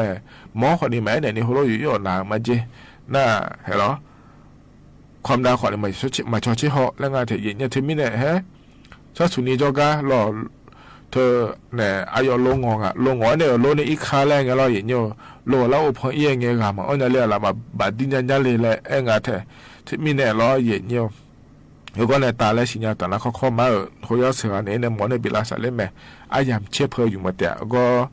เขาก็กำตัวเนี่ยหมอจอกาเลยเกิดเราเลยอย่างนี้เธอมีเนี่ยเดียอย่างเงี้ยเดียอาช่วงมาขาทุเรศเปล่านะหมอจุกเอี่ยวหัวดูมาหลงอ่ะเงี้ยข้อไม่อินานะเธอลาซาปะมืองานเนี่ยอย่างเงี้ยขอเนี่ยเงี้ยเอี่ยวที่อันน่ะเจมังอ่ะเขาหนึ่งมือดาราแต่แล้วโดจ่อเนี่ยฮะอาศัยเงี้ยเราเขาหน้ามาเชอิฉันนี่เขาเปลี่ยนดาราเนี่ยมอดูเขาหน้ามาเชน่าเล่าขอจังอ่ะอดูเธออายุดูมากกว่าหลังเหือเดี๋ยวเห็นเนี่ยเดี๋ยวทุเรศนั่งอะไรอามาละมาลุมาละญามีนะมันก็แล้วนั้นว่าคือขออยู่เนี่ยเอียล่าอยู่ให้อิญาลาญาสิเยเนี่ยกันนี่เอียโลก็เอียโลแล้วชอิญาลาญาสิเดที่อันนั้นก็ลงเดินนะขอเนี่ยที่ปะปะลเนี่ยมาลุมาลาเนี่ยนี่เป็นอิงอ่ะเธออายามเนี่ยนี่เจอนะเราสิเธอยังเนี่ยดูอินุยโดเลยมีเนี่ยเราเยเนี่ยเธอมีเนี่ยเราเยเนี่ยอยู่ฮะฮัลโหลเปล่าเนี่ยเลยแล้วก็นะขอเนี่ยอุศนน้องอุจิอย่างงี้ก็ย้ำขออย่างงี้เนี่ยเขาข้อมาหมอจะก็อยู่กันเนี่ยหมอจะมือพาเนี่ยเดี๋ยวเนี่ยหมอจะมือพากูเขาไม่นักก็แล้วความนักอยู่ก็งั้นแล้วจงอะไรนะกูหัวจีนเขาเข้ามาลาซานเนี่ยเขาเข้ามาลาดอนยานะขอนี่แฮอีสานนี่มันน่าเนี่ยรออยู่หันแอมือแม่เดี๋ยวเนี่ยเดี๋ยวถึงมีเนี่ยเนี่ยส่งงานเกิดแล้วแกเนี่ยนะขอเนี่ยความนักที่อยู่จนลูกชดเชยพายงานรอมันจะชูเดินนะขอเนี่ยยังอ่ะเดี๋ยวเนี่ยเดี๋ยวเขาเนี่ยจิบาดอยาหอมเนี่ยนี่ดอลาเดโลเฮเดเวลยาข้ายายังอ่ะแถงเงี้ยเขาเรียกพันจันอาขอพับยาล่าเดแม่งานเจล้อว่าเมียคาติกโปล้ออนามัยโลเล่นเนี่ยขอเนี่ยหมอในชาเนี่ยล้อเย็นเนี่ยเธอเนี่ยค ความดังหุ้มมาขอนี้ชดเชยพายงอินุ่มเบอร์รอเย็นเยี่ยวทุเรศนักก็มาชดเชยแนวขอนี้ยาแม่ในเย็นนี้สิข้างเราคือสัตว์ชุดเธออย่างงาลูแล้วขอเนี่ยชดเชยแม่เย็นเนี่ยน่าเธอแต่มาเงือรอชั่วโมงมาเลี้ยงอาล่าชั่วโมงแต่มาเงือขอนี้ออกกำลังกายย่อเธอกาซ่าในขอบพิบิโดเลยเธอยดื้อไม้หลุดถิ่มงาเดนึกแม่ซาเลโจถึงเดเย็นเนี่ยเดี๋ยวจะมันอยู่สานี้รอเย็นเนี่ยมีแน่รอเฮนะขอนี้ยาก็เย็นเนี่ยก็ต้องเชื่อรอกายุโดเลยในเย็นเนี่ยจะกะเอกะดานนั้นในบีซีบีกาเดยองนาโลยาญาภายเดเย็นเนี่ยเดกันในนั้นต่อชาติบิมแล้วพนักหาดามาเย็นเนี่ยนี่มันก็พนักบินหาดาเฮนะขอนี้อาคาเรคคอร์ดในชาต่อชาเดงังทัดเบียเจเนล่าและงานรอที่ขอร้อยนะฮะบยอดามา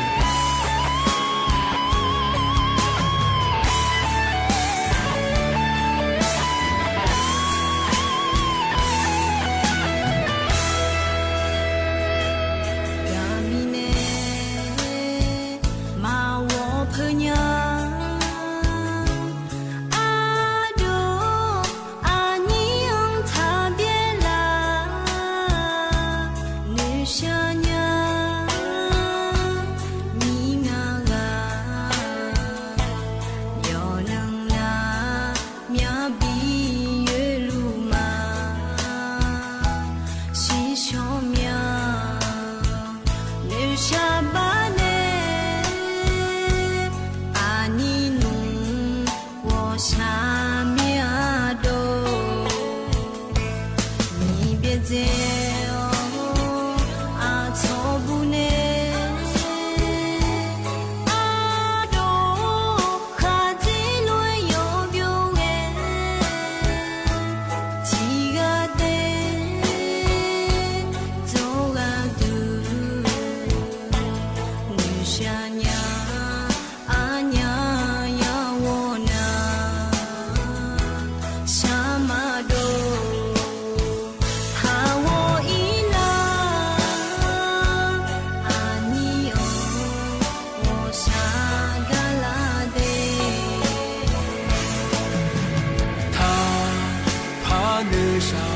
power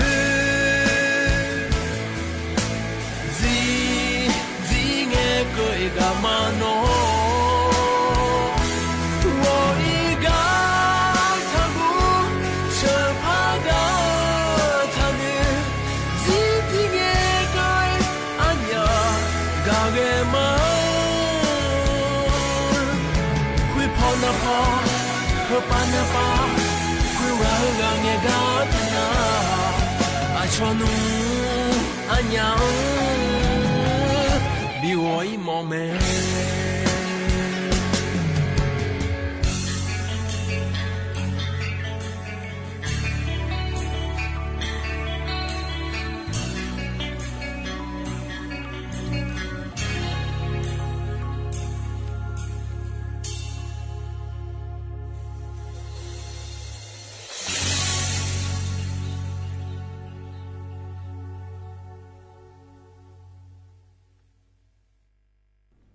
เธอหน้าต่อชาเย็นเนียวเพราะในปีหน้าหาดาวล้อเย็นเนียวหน้าหาเบียวด้วยเย็นเนียวหล่อกันในหน้าล้อเย็นเนียวเธอต่อเพราะในแรกพระบินาหาแต่ญาเดียเย็นเดียวอาวุจารากักกว่าแม่เย็นเนี่ยที่คนละหน้าหาเบียวดามาเย็นเนียวบ้าเขาบนหนุนแล้วชื่อว่าขาเนี่ยชื่อว่าขาเผาที่ไรบ้าเขาบนหนุนแล้วชื่อบ้าเขาบนหนุนว่าเนี่ยสัมภาระบ้าเขาชื่อบ้าเขามาหรอกบ้าเขาบ้าเขาโดดเอาบนหนุนว่าเนี่ยพาจีนั่นมีอะไรถ้าพายังไงมันก็เลยนี่พานะไอ้ยว่าเพื่อของวัวจีสัมภาระมีอะไรวะสัมภาระมีอะไรก็บัวจีมั้ยเพื่อของข้างนู้นอะของย่อยมาอยู่เพื่อของจะด่าอินะชนอยู่ลุ่มก็มังกุเลยจีน้อพลงกันอยู่ชอบเอายงกุเลยจีเลยพลงกันอยู่พัดจับอายุสู้เลยมาชินยังไงพลงกันอยู่วะอ๋อสู้เลยมาชินยังน้องมาข้าจะเลยเนี่ยอายุน้องมีอะไรเลยมาเลยเนี่ยจีแล้วของข้างนู้นเลยก็ช่วยมาเลยเนี่ยเลยอายุอินน้องมาจ่ายอินน้องมาขออินน้องมันโตก็แต่ใครจะสอนจะมาจ่ายเลยพอลงมาเยี่ยมหมองน่าเลยพอลงมาเยี่ยมชอบจีเลยเธอพี่เนี่ยถ้าลับเบสโลเนี่ยยิ่งชิวลับเบสโลเนี่ยบีน่ะคือมาเกลือแหละนี่มาเอากาเลยน่ามาหูมาเอาเปกาเลยราคาเปเลยอ่ะพี่มาขายเลี้ยงเลยบังเอาที่เราหัวก็เขารู้ว่าเฮ้ว่ามาอย่าจ่าย多以为要我来了，人家都看比我呀，那看比我那，那是漂亮啊！嗰日จ่าย多嘢啊，佢那係個白價嘅，我哋都看比我嘛，哎呦一講咧，一年就話，嘛個喺我一句好冇啊，推薦你看來也嘛一年。那有修的嘛信仰啊也，好像啊，修好不吧？他的看我也就好不吧？我呢哎呦，不然我有个如果我们就光那个嘞，那好话修那时候呀也，我嘞那叫他那也不，那叫他那。thôi mà đó chỗ thôi gì đó thôi gì để ăn trái gì để ăn chả na u chỉ ho na anh nhiều hôm mà nó hello xin chịu đó hello biểu trái gì thôi sum mà lấy mà thôi mà đó chỗ thôi đó nó thì ba thì mở khu này mình có ule chả hôm mò ผมมองนะหมดทั้งสมมติหมดทั้งหมดเทหมดเยอะเลยเนี่ยจีเธอว่าสมมติมืออยู่สิ่งอย่างนี้หรอสัมภาระว่าหรอหมดเยอะนั่นมีอะไรไม่เหมือนจีไม่ง่ายเสียตัวก็ทำไม่ใช่จีน่ะเอวอยู่ไปจัดต่อจ้ะอันนี้คือตัวจักรเดียวคือตัวจักรเดียวนี่ดูทางนั้นมาอยากจะน่าหัวรู้งุ่มเนี่ยมันจะน่าตรงไงล่ะก่อนหมอยุ้ยน่ะปลอกคนเนี่ยยังมพูดดูว่าปลอกคนเนี่ยยุดีเนี่ยที่มีอ่ะปลอกมันเอาเป็นนี่ดูก็มองอะไรเยอะหมอยุ่งหัวงี้เลยปลอกเอาเป็นหมดยุดีหมอชมหมอเชื่อถือพงเลยดูน่าที่หมอดูนกเป็นนี่หมอดูนกเป็นจีนน้องสามีนี่ไม่เชื่อหมอมันนกเป็นนี่โชเลยด้วยจีตัว那是没有啊，就是那边的哦。没有为那顶巴的没苦呢，还落去带去，带，一比的苦多吧，带嘛还落去的巴嘞，带巴那，什么嘞么头个带落去，什么嘞么头个的那就啥的，就嘛头个都来去的。要么就是从其实就要么就你从其实有的个得多就好多东西哦，么一旦上白话就，头啊就话老一天啊，在那，有几天去那，你讲我什么不管我吃不下来去，几天去呢，上白话，没有啊，人家没学过啥古书啊，也学过啥古书啊呢？那话有没有啊？那上班啊，在有几天去那会，我这次对面老婆面那，老婆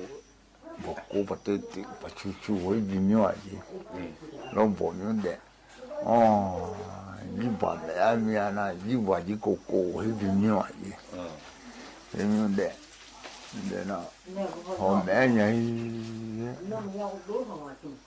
过出会比较的那，后面人的啦，来就话，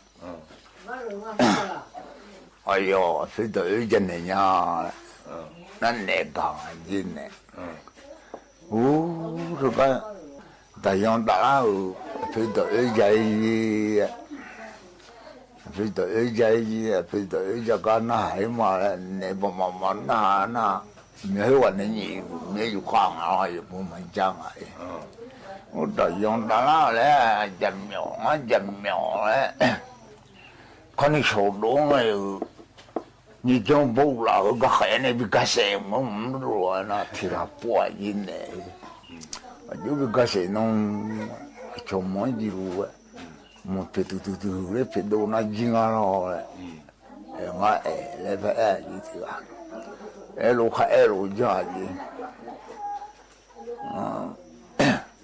ตัวเนี่ยมันรู้เลยเราจุงอีเจ้าเราจุงก็เจ็บก็เสียมานะว่ามันเนี่ยก็มาอยู่ข้างในหน้ามันเนี่ยจ้าก็ดูเลยไปเนาะต่อจุงก็เจ็บกังเลยมีเหี้ยอีเจ็บจุงลองเลยก็ลองใครก็เจ็บก็เสียมันละรู้อยู่ก็เสียน้องเลยมันเป็นดูเลยไปเจ้านั่นยิงมา那是上爬路我们讲啊，我好么年个讲，那我们有换的那，我那到用了个到那个这个什么来写那，有块个老比都什么还是多么薄的，多么薄面。看侬我应该有海路经历人呢，是我有那别枪啊，别这那就叫不了，个还搞嘞那，还没人家一都这嘛嘞，一都我用一个哎好别这个，我用个这刚好一都这面，干什么啊？那波面我哪趟啊？听啊，哎那听啊，波一个乱，那我没有搞啊，那没有搞呢，那我讲那还有个这。来就个谁弄来播几条啊？我觉得这个是那劲啊！我来，反正这国家啊，我那你快个老那边都是买多么播的，播呢我那，我叫要录这个，别拖了。我老我们都是了那个我那吃通呢。就个米啊，就话米啊，那个是那来，有来的。那老我去出生啊？那阿苗阿拉新疆啊，那老去把钱呢，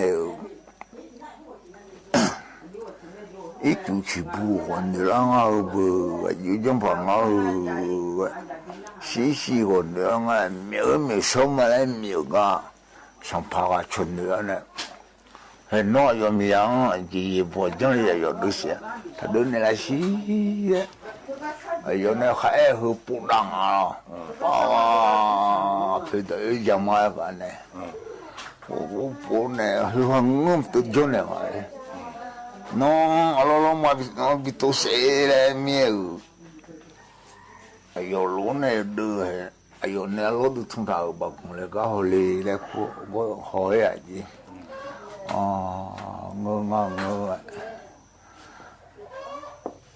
我来那么我也洗了我来，没得把，还玩明年来，还玩洗那没，还玩那家，还玩没就，啊，有没玩那比穷摩托样啊？比穷他太压呀的，没太น้อย的。哦，太น้อยแล้ว 干呢，我来讲完了，กำลังคือมาสองเธอนะตัวเย่เนี่ยพอในบินหาดาลออุจาลาก็เดนะฮะเบียวด้วยเย่เนี่ยเหกันนะอย่ามาติจะลาเหรอเย่เนี่ยอายชากันแล้วบินหาดาแกมาเย่เนี่ยผมพอในบินหาดานะข้อนี้ว่าอีมาเดนี่มันก็พอในบินหาดาเหรอนะข้อนี้อภิมียีอาจกูนะงาเทเย่เนี่ยล้อจีเนว่าอีน่าขอเนี่ยอยู่มือเดเย่เนี่ยขั้นสอนราคาแช่ตอนนี้ทุเลาเนี่ยที่ขอรู้แล้วพอถอนจุฬามาเดนาลีเย่แล้วในวัวหลังเกินเดว่าอีมาเย่เนี่ยอุดุธรรมะไม่เนาะที่ดิมาสิมาเนี่ยวันเนี่ยอาจจะว่าจีจะอ่อนเนี่ยละแล้วงาแล้วละมาเดที่ดิมาสิเนี่ยขอเนี่ยงาพาดึกบิชามอมีเนี่ยอาจจะว่าจีจะอ่อนเนี่ยแล้วละมาเนี่ยยันสกุพลาเนี่ยแต่หุ่นนี้ต้องเทียบแล้วรวยชาดอจิมพายางาผ่านเนี่ยละเนี่ยยังไงเนี่ยจะมาจิมแค่เนี่ยถ้าหมอเยอะมีจิมแค่เนี่ยดิnhưng mà ta lo nó bự là thế phá này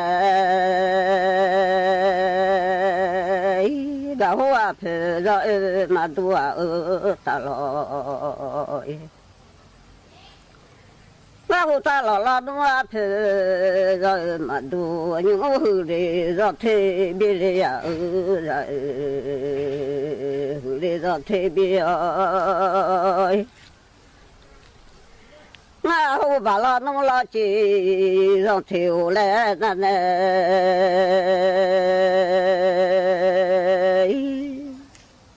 hú lo rồi để xe xuống pia ra ở mà lẽ nó nhỏ lo nó mẹ chè ai cái ya bu lo nó mẹ ti xì lo cái đấy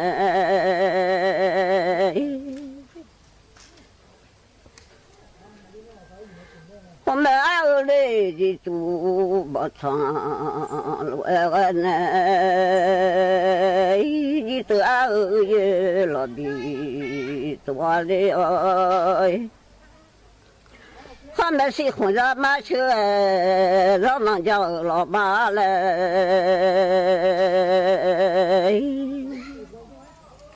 我到你操一囊来上家，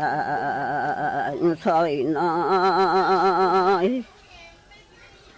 娘让你那个来哟，那个你来，一个花盆让马肚里呀打了，盆让他那草毛马个到马娘呀去了。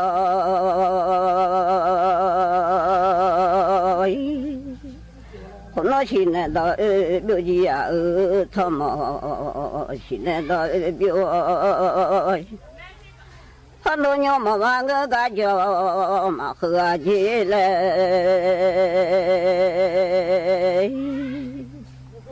我那现在个叫表姐呀，娘妈现在个叫。他那草毛马个让马娘来，有那现在让表拉娘草毛小让表，我都参加了那么牛草一张，一张多米啊，一嘛多就米啊。这多米呀嘞，嘛多姐姐姐，他那大姥姥那看下看河，俺那看下看马河热了，那看下看，大姥嘞那那下的呀，大姥我把那那下的嘛呀喂，也就嘞。我都参加了农牛草那后面谁混着马老农六几年来喂，他那草嘛需要让路外表呢，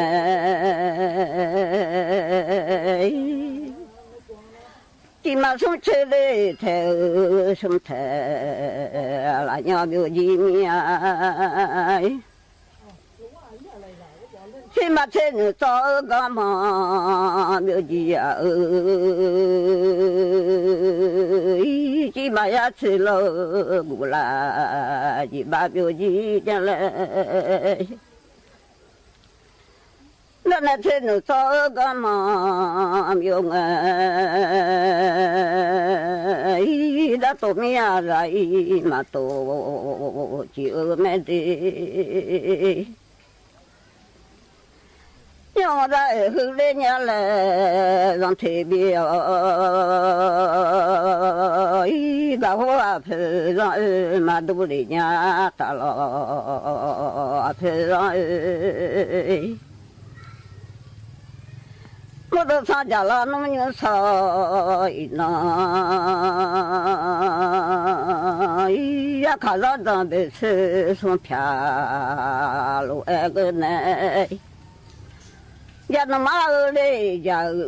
马路的家嘞，啊，瞧了比他妈的米，啊，他吃那个马来喂，吃了他妈嘞后面那啥也马的，那吃牛早干嘛？สถานีวิทยุกระจายเสียงแห่งประเทศไทยและเครือข่ายทั่วประเทศเสนอข่าวต้นชั่วโมงรู้เร็วรู้จริงเกาะติดทุกสถานการณ์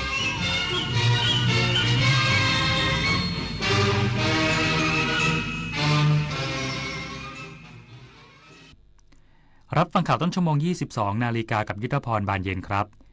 รองนายกรัฐมนตรีและรัฐมนตรีว่าการกระทรวงกลาโหมระบุกรณีชาวจีนก่ออาชญากรรมในไทยต้องดำเนินการตามกฎหมายอีกสักครู่กลับมาติดตามรายละเอียดครับ ไม่ต้องตกใจกันค่ะวันที่ 2 พฤษภาคมเวลา 13 นาฬิกาหากได้ยินเสียงนี้นี่คือเสียงแจ้งเตือนที่เราใช้ทดสอบเตือนภัยผ่านเซลล์บรอดแคสต์โดยกรมป้องกันและบรรเทาสาธารณภัยหรือปภ.ที่ส่งตรงไปยังโทรศัพท์มือถือของประชาชนในพื้นที่เสี่ยงภัยเพื่อให้มั่นใจได้ว่าทุกคนจะได้รับข้อมูลแจ้งเตือนภัยและเตรียมรับมือได้อย่างทันท่วงทีรู้แล้วบอกต่ออย่าเพิ่งตื่นตระหนกกันนะคะ 24 ปีแห่งเส้นทางของกองทุนหมู่บ้านและชุมชนเมืองที่ดำเนินการภายใต้รัฐบาลที่สนับสนุนเสริมสร้างศักยภาพผ่านไปยังกองทุนหมู่บ้านและชุมชนเมืองทั่วประเทศโดยแบ่งตามขนาดของหมู่บ้าน 3 ระดับ S M L เพื่อให้กองทุนมีอิสระและมีส่วนร่วมในการดำเนินงานงบประมาณให้เป็นไปตามความต้องการของคนส่วนใหญ่โครงการ SML ส่งตรงโอกาสถึงชุมชนโดยชุมชนเพื่อชุมชนเกิดเป็นอาชีพสร้างรายได้และเป็นรากฐานในการดำเนินชีวิตอย่างมั่นคงสำนักงานกองทุนหมู่บ้านและชุมชนเมืองแห่งชาติพายุรุนแรงคลื่นความร้อนน้ำท่วมฉับพลันสภาพอากาศสุดขั้วกำลังทวีความรุนแรงขึ้นอย่าชะล่าใจกับภัยธรรมชาติที่คาดเดาไม่ได้แต่เราสามารถช่วยกันชะลอสภาพอากาศสุดขั้วด้วยการลดการใช้พลังงานหันมาใช้ขนส่งสาธารณะและพลังงานสะอาดทิ้งเศษอาหารให้น้อยที่สุดมาช่วยกันลดคาร์บอนฟุตพริ้นท์เพราะทุกการกระทำเล็กๆของเราล้วนเป็นก้าวที่ยิ่งใหญ่ในการปกป้องโลกใบนี้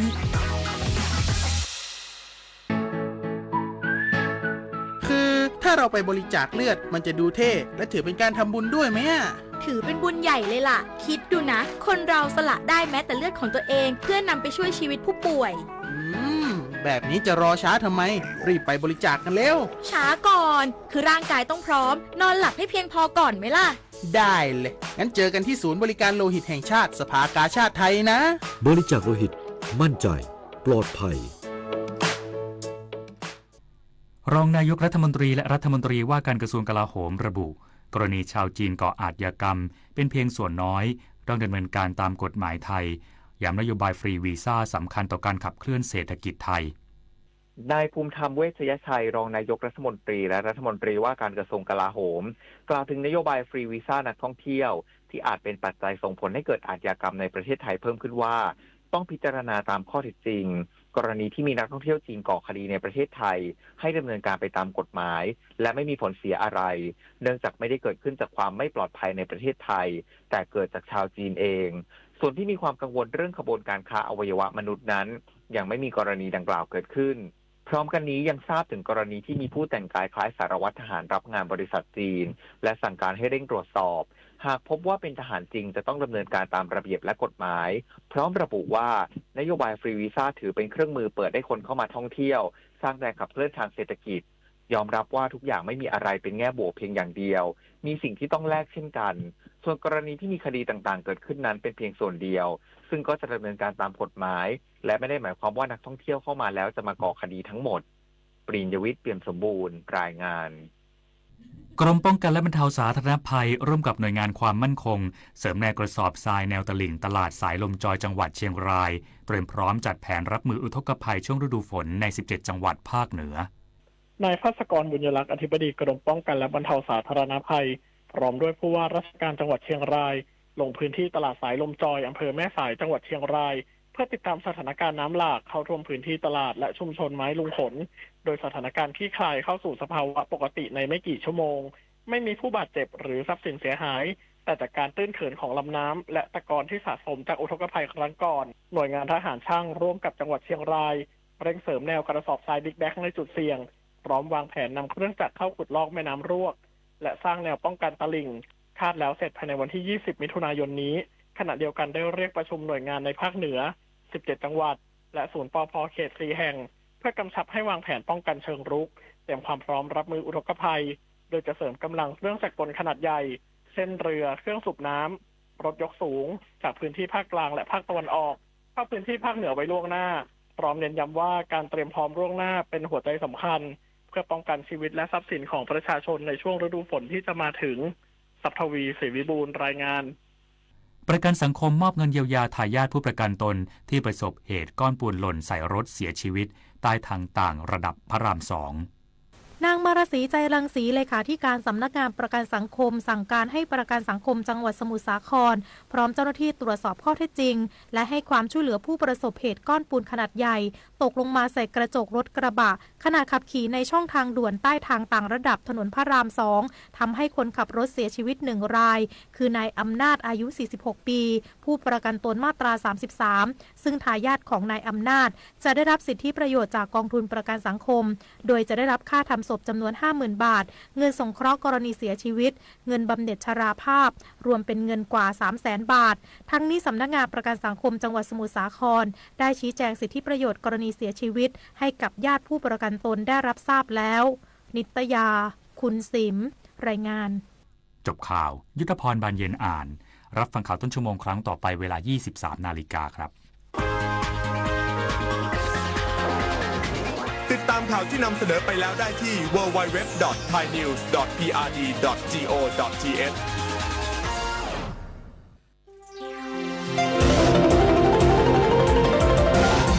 วิทยุแห่งประเทศไทย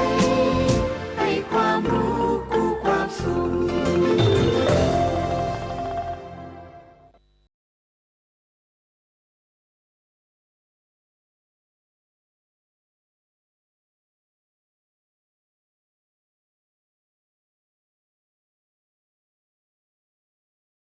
ความภาคภูมิใจในศาสตร์ของการดูแลสุขภาพของแพทย์แผนไทยสถานีวิทยุแห่งประเทศไทยร่วมกับโรงพยาบาลเจ้าพระยาอภัยภูเบศรจังหวัดปราจีนบุรีภูมิใจเสนอรายการสุขภาพดีวิถีไทยสุขภาพดีวิถีไทยหลังข่าว 4 ทุ่มถึง 5 ทุ่มร่วมภาคภูมิใจได้ที่นี่วิทยุแห่งประเทศไทยพร้อมเครือข่ายทั่วประเทศ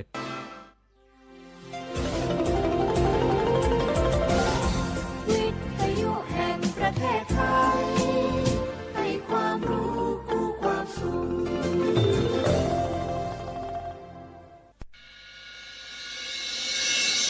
สถานีวิทยุกระจายเสียงแห่งประเทศไทยจังหวัดเชียงใหม่ AM 1476 กิโลเฮิรตซ์สถานีวิทยุภาคภาษาชาติพันธุ์แห่งเดียวในประเทศไทยที่มีความทันสมัยเชื่อถือได้สร้างอัตลักษณ์กลุ่มชาติพันธุ์สู่สากล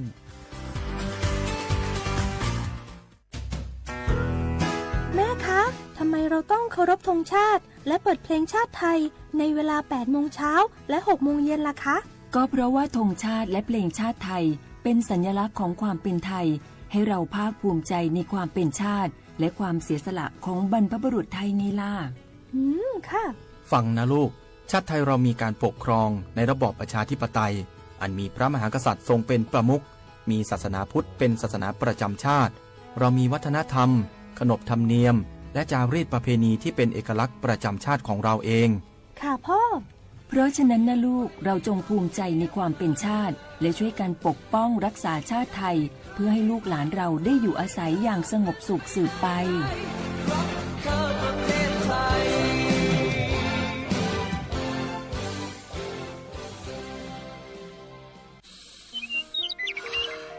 เจ้าจะอี้อากาศกำลังดีมีหมอกมีเหมยมีน้ำข้างเหมือนในฝันเลยเนาะเจ้เนาะใจละยิ่งตอนแรงซ้ำให้นะช่วงตะวันจะตกดินน่ะฟ้าเป็นสีทองงามแต่อากาศแบบนี้นี่นักท่องเที่ยวชอบเนอะว่าได้สาวๆมายืนตากน้ำข้างอย่างกันอยู่นี่บนหนาวมันก็นี่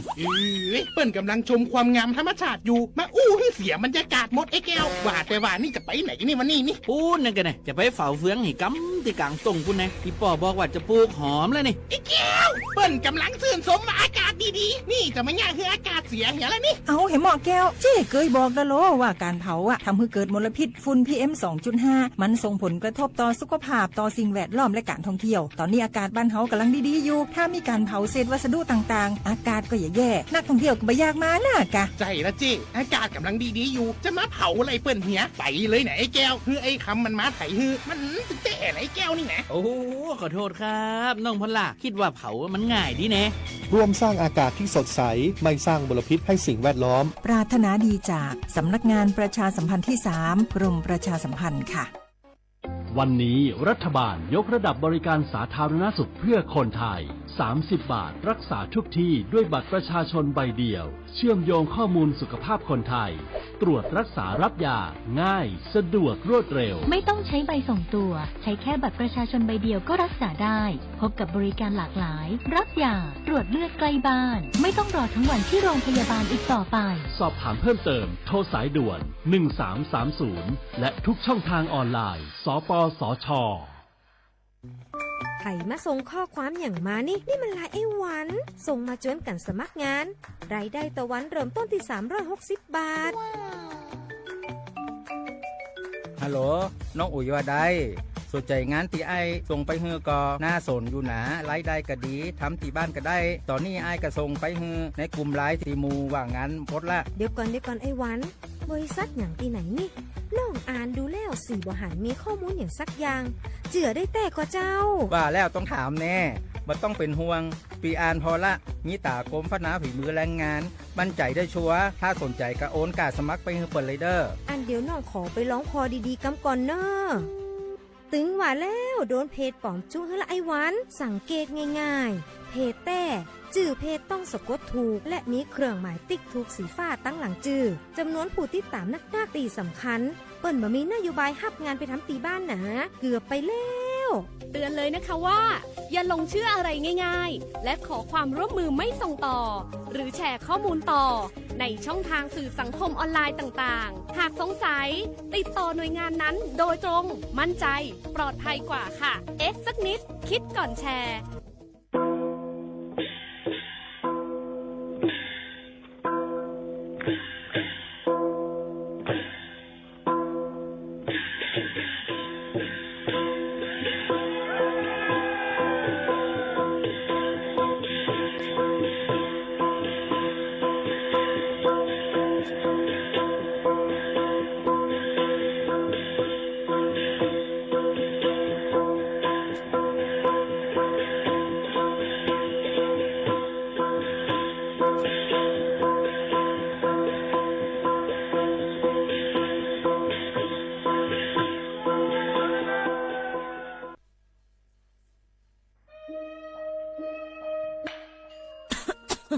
จงว่นเมียนห้าจันล้มถวยเจอเซียนเซิงมันหายกว่าแล้วเมื่อก่อนเฮายังเลยสุดล้มถวยเจอเลยเต็มปอดอยู่ถึงมามือเหลียวไฟไม่ปาเถินเลยหมอกก้อนก้องก้อนโมPM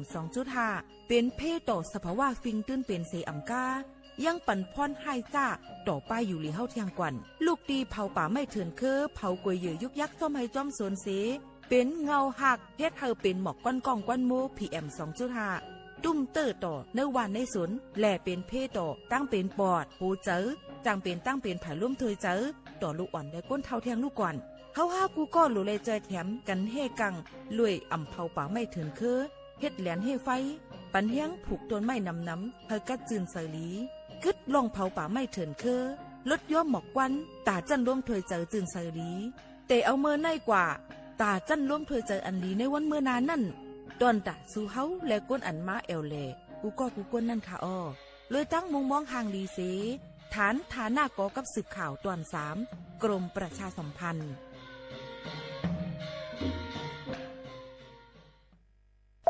ในซุ้มกว่าสีปองสีแล้วอ่อนก้อยเต้เจ้าเก่าไต่เป็นสังแสก้อยน่ะ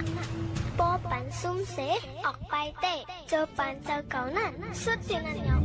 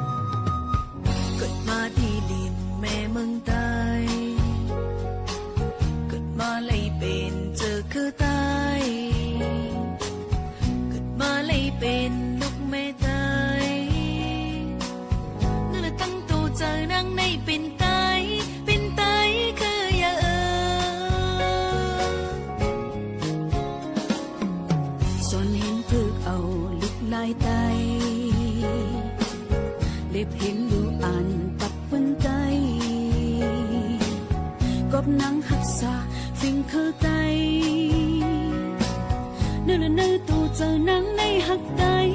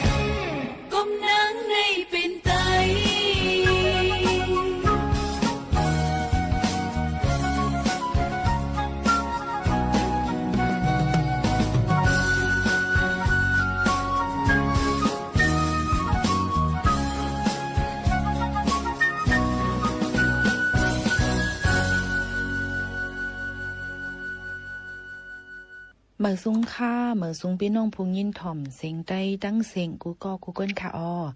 ทบกันดีห้องปล่อยเสียงสวทเก้งใหม่ AM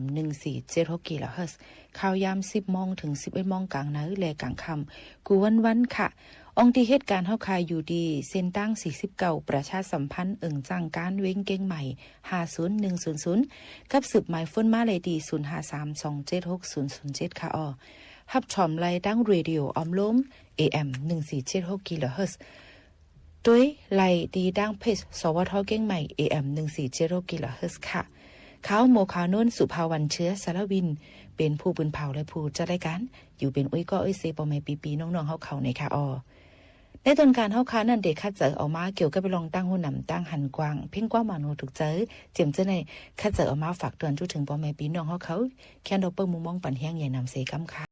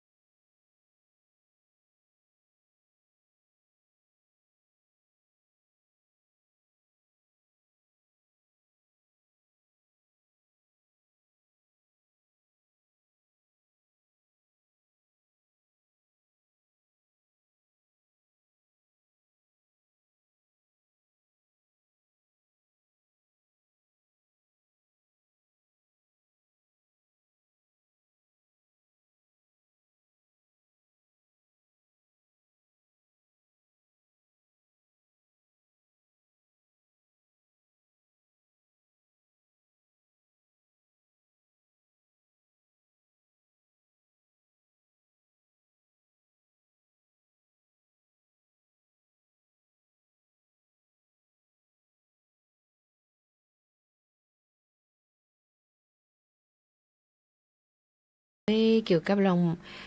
ปืนหู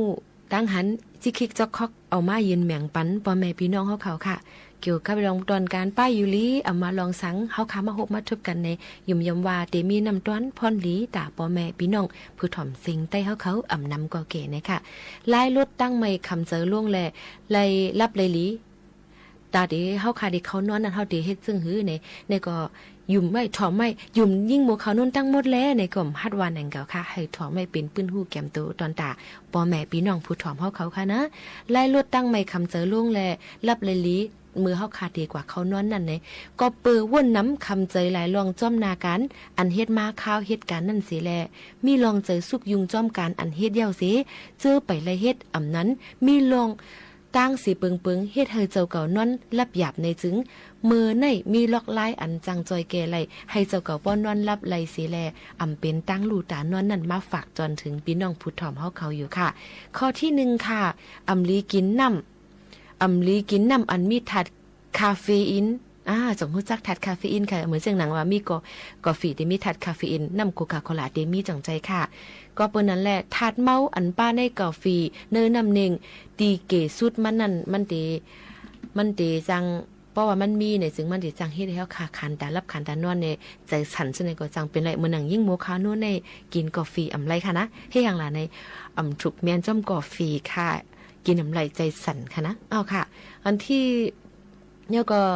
เพราะว่าเฮาขากินกว่าอันมีถาดคาเฟอีนในนั้นในที่สุดมัน4ชั่วโมงนาทีเขานอนนั่นสังว่าจำเป็นลำลองในได้ตักได้เลยกินจึงถูกลีกินล้วนเหลือหมอก2ก๊อกค่ะอย่าไปกิน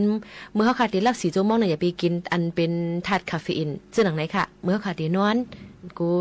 คานตารับคานตานอนแค่นอนตาตั้งติ๊กซิกนี่ค่ะเนาะนั่นเดียวค่ะสังว่ามันตึมพ่องหรือไรเนี่ยก็ตักได้เลยกินปันอย่าไปให้ป่น2ก๊อกนี่ค่ะอันที่2ค่ะปิกแฮนด์โฟนปิกโทรศัพท์นาเตเขานอนหนังฮือเตอมีเผยกับสืบมานั่นมือเขาขาดตีนอนรับนั่นเลยค่ะกลับมา11-12 โมงกลางคืนหนูก็ตลาดลงมาเลยค่ะเนาะมันสุกซากไว้หนังเก่าค่ะอันก้นแต่เด็กกับสืบนั่นก็หลูเลยหูข้าวย้ำหรือนั่นก็สังว่ามีลองหลำลองคองเจอเนี่ยก็กับสืบหากันเลยอยู่หนังเก่าเนี่ยค่ะอันที่3ค่ะหลูเลยเลือกเอามอนโฮอันเฮ็ดให้เฮาข่าววนว่ามันหับห้องหมอนลำคอขาเนี่ยมันเมียนเอาลีค่ะนะตื่นมากก็คอขาเตอำเจ็บหรือเลยเลือกเอามอนโฮลีอำเจ้ามอนโฮแข็งป่นตีก็อำไลอ่อนน่ะป่นตีก็อำไลนี่นั่นค่ะมอนโฮก็ลำลองเหมือนกันตอนตาตีนวลแล้วก็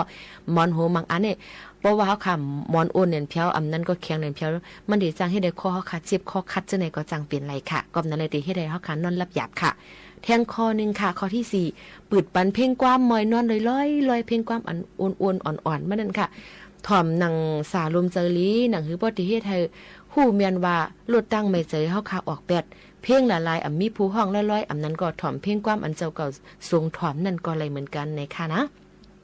ข้อที่5ค่ะ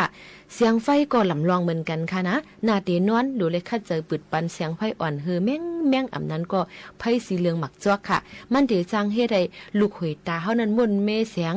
อันด้วยหันเลยลีเอ็นตาเฮาก็เหตุการณ์ลงไหลวายปิกไฟสีนอนเฮาเตรับไหลสาลมใจลีขึ้นค่ะอย่าไปเปิดไฟแจงเลี้ยงป่นตีนั่นเพียวนั่นค่ะนะมันเดจังเฮ็ดให้เฮาค่ะอำจังรับอำจังนอนค่ะข้อที่6ค่ะมือเฮาขาเตนอนใส่เสื้อโคอันลมลีเลือกใส่โคนอนอันเป็นภาษาลมเจออำใจว่าฮิตกับ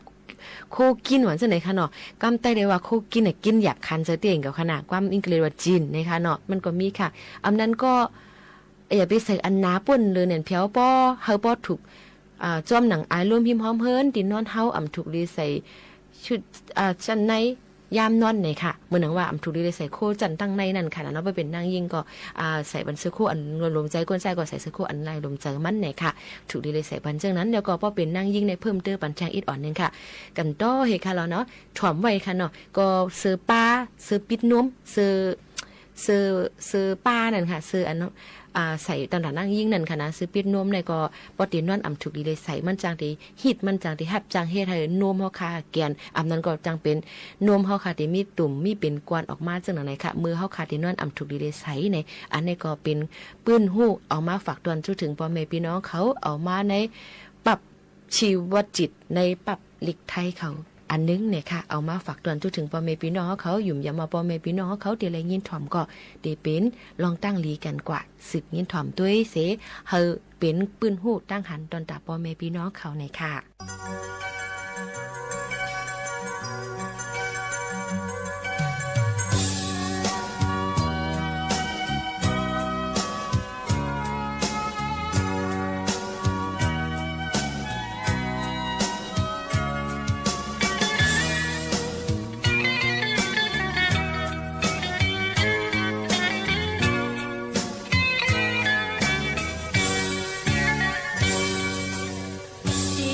cây ca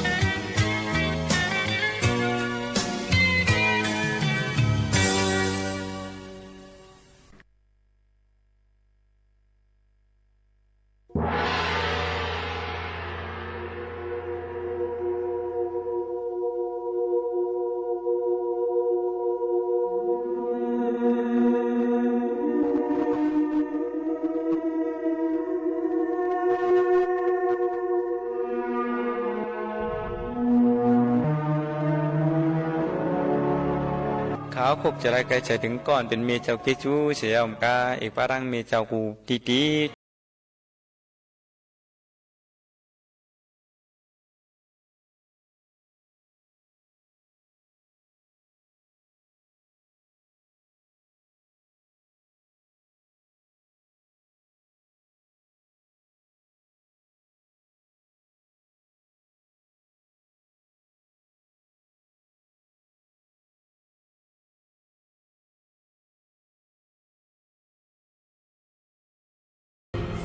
อติขาอติขาย้อนยุกมือไว้สากุ้งมุนดีพุงเงามาตาปีตุอูออกปลอเมเฮาสอนอ่อนกันเฮ็ดมาหลายขาหลายเปลืองยักเรศเจหลายก็เมียมปันขี่ตกมองจักส่องลูกยิงลูกใจเลยอยู่เปียวเกิดมีก็เพียงพอดีเจอวันละกินตวนมีผมเป็นกินยามนอนไม่ใจจำลูกยิงลูกใจกูตีกูเตียงวันเมืองตีไก่ก็โยปีฮีเมียนวังในประวัติใส่ซับใส่ลูกยาวที่แค่มาลูกเสียเป็นสังกามีก็ยังหักยังดูลำเปียงซิมตัวรู้ว่าอันวังก็กากินเหล้าวังก็กาสูยาวังก็กาต่อวังก็กาล่วงวังจ้าก็กาลักว่าเป็นผู้หลักคนจวนผู้ไหลมาเนบ่าใจเขาในพิษเย้าเมียยังบ่าพิษเมียที่ว่าใจไอ้คนดีมีสุขมีสิวเจอปั่นลูกยิงลูกใจให้พ่อเลยอยู่เปียวมีแน่ฮักเขาเย้าเชียข่าวังปอกนายมีเฮือหนามีความเย็นขำกันทำไข่ปันลูกหูในกลางเจอมีวังปอกม้าก็มีก็ทุกข้ากินเชียเก้ากับคือตั้งหรือกินตอนวังปอกยามกินยามนอนพวกคำหนูยิงลูกใจไปรับเย้าเชียข่ามีตั้งมอยรับตาวังพวกวางไหลเย้ากินข้าวกินพักแหล่สังด้วยรู้มีในข้ามเอาเป็นป่าในปันก่อนเป็นลูกใจลูกยิงอ่อนกินเสียแหละกินกึดกลางกึดลูกเมก็มาจุกมาเลยวางปอกช้ำขึ้นลุกขึ้นถามว่ามีซ้ำพี่แล้วกินเช่นนั้นล่ะเมเจ้าก็ตอบมาว่ากินละลูกกินเนื้อมันเฮปีกินเนื้อเทียนหวานขึ้นโฮปาเมก็เลี้ยมกินนี่ก็ว่าเมฮักลูกหนาวเหลือเปียงเมฮอดบอกเชียงว่ากินละมันหวานเนื้อมันลูกมีใครกินกังมีใครกินดูตีเต้เมียวดูเฮาอำฮัดกินบางพวกนักนกดินนกซ้ายปันลูกยิงลูกใจกินบางพวกนกดินมีก็เก็บกินเก็บเนี่ยบางพวกตั้งทุกข้าในเตรียมมันเมียกูเจ้าคาเตบวกปากแรงกาปันกวนเจี๊ยถามพี่น้องไตที่ไหนผู้กวนถามเฮาคาตางน้ำเย้า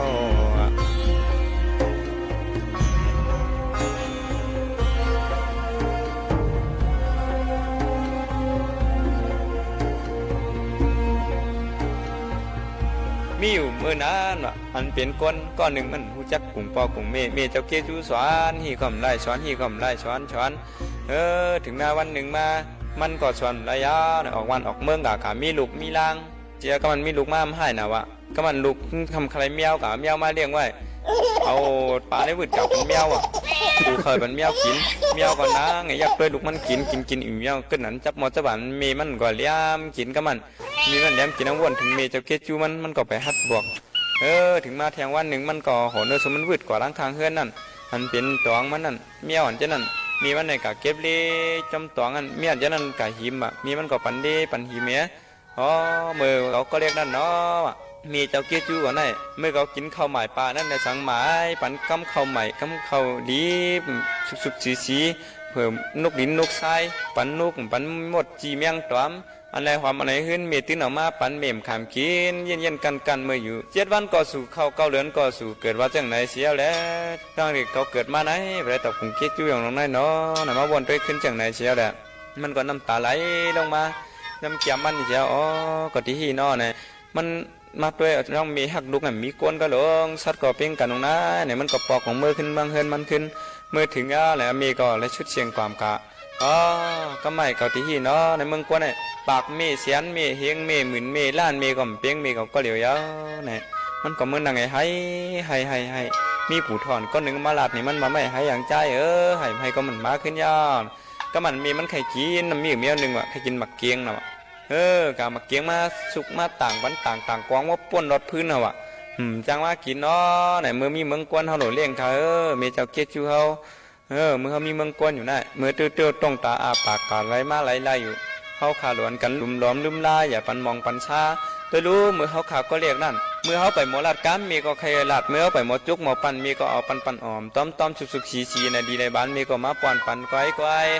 ยามนั้นมีก็ทุกข้าเพราะว่าเปลี่ยนกวนให้ลูกเก่ามนดีไปตั้งแลหันมีกันหันเสียงนูเสียงนกอ่อนห้องกาขวัญจอนไหนมีก็เตียกสอนปันโจเจเหมือนเสียเมียงวีห้องปันจน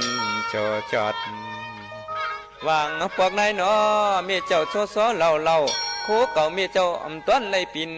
มีเจ้าคำกินเสียนเข้ากับเกิดดังเหลือกินตอนยามใน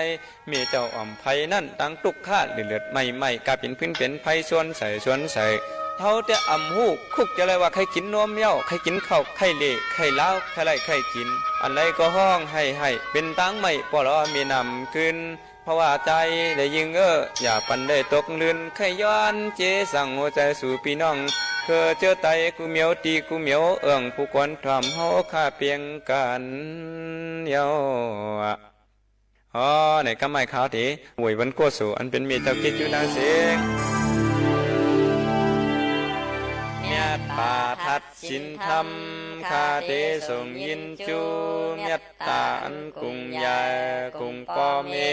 เจ้าตั้งสองที่ได้ลืมลาคาเทส่งปันปากูเจ้ากัดเย็นเพ่งเพ่งกันที่ขานอยานสุปานให้มีเจ้าเกจูไลมีเสดังกัดเย็นใจดี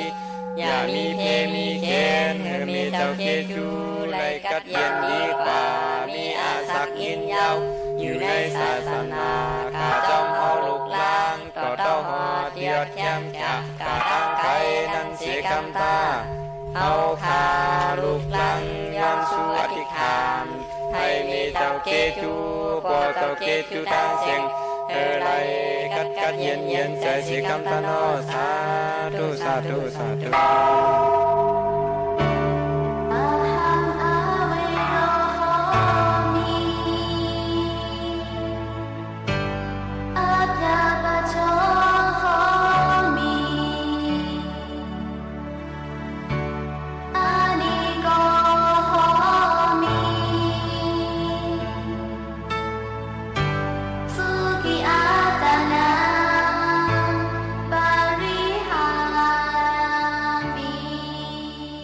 ส่งปัญญาตาพ่อเมเห็นพ่อเมชาวทั้งสองในกะดีเย็นดีพ่อเมรังเสงในเมืองคงกังทีในถ่อมด้อมกันในก็เต็มมันเต็มปีเต็มสางเต็มสัตเต็มกวน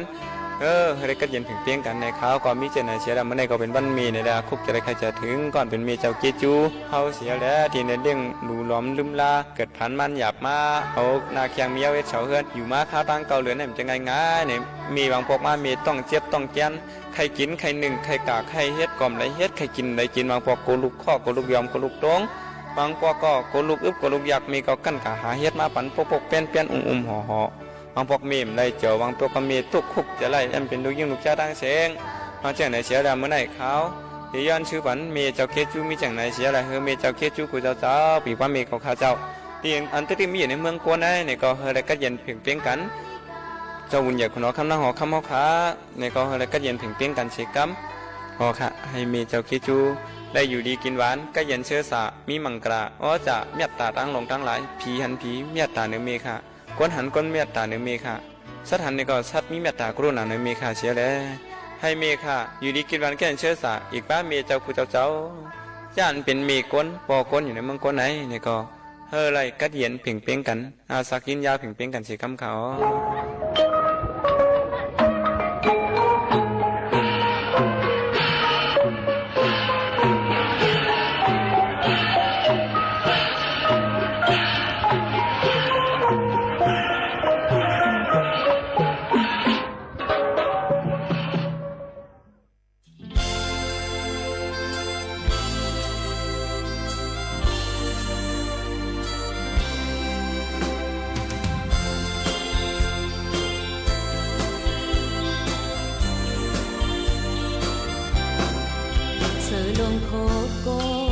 ก็หูมอดึกปันน้ำโนดกมันผู้มอยาปนก้นเป็นในจำตีตายสีก็ยาตั้งมองไปมันอย่าเฮลืออ่อน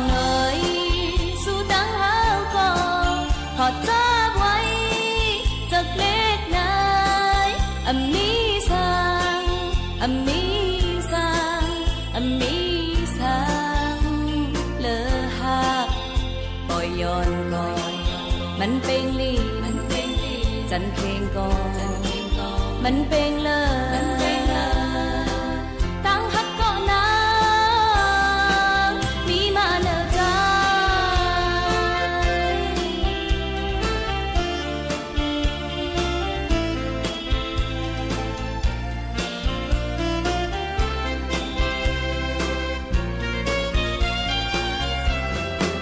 เหมือนจังไตก็เจ็ดเดตุยต่อกันมาพองโตอย่าดงเจ้าก็มาเท่ามันสิอ่อนเฮาไหลตายจอมกันในย้อนสู่ตองแปะกันนานยาอ่อนน้อยสู่ตั้งเฮาก็กอดเธอไว้จากเล็กนายอมีสังอมีสังอมีสังเลอหักปล่อยย้อนก่อนมันเป็นลีจันเพลงก่อนมันเป็นเลยตั้งหักก่อนนะมีมาเนอใจ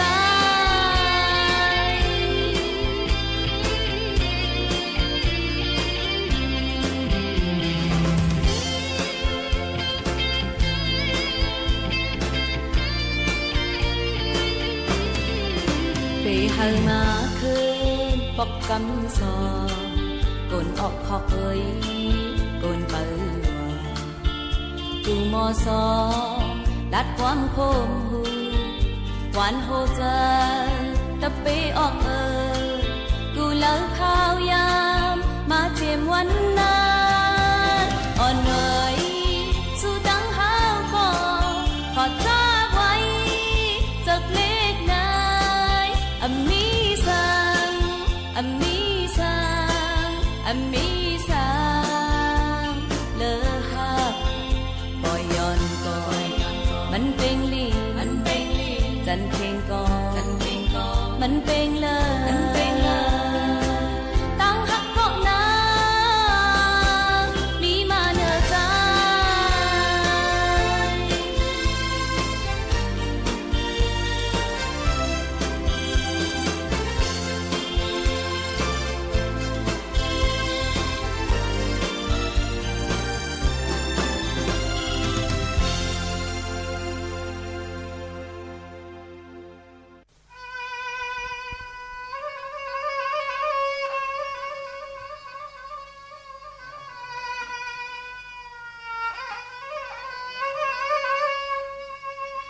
นี่เป็นว่านึ่งปันยายันมองหนอลุยิงปันปริปังสองนอน้องซึ่งตึงมางเพอ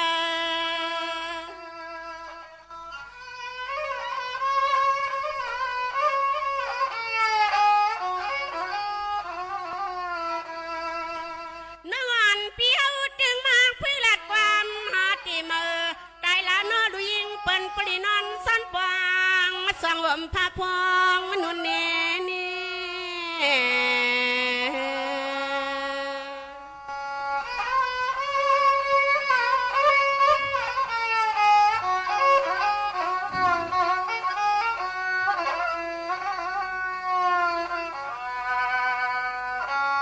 เสียงอ่างน้องยิงเปียวสังเศร้าก็เลยกดใจน้องยิงหยวนมลอนเติมเปียวว่าซ้อมมากับคำมาขึ้นเป็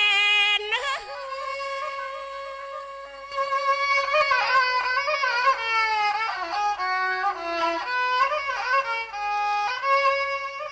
ที่ลูกก็บันปีเศร้ามีสิคำค้างความอ่อนหรือเนาะเสียงอ่างน้องฮักปีติดใจอมเลียเจอตาสุยตูอยู่ป้องหอมงานหอมยีลุงมีสุดต่อเท่าเสลาคำมันน้องเตะสำรวมสุดต้อง เมียง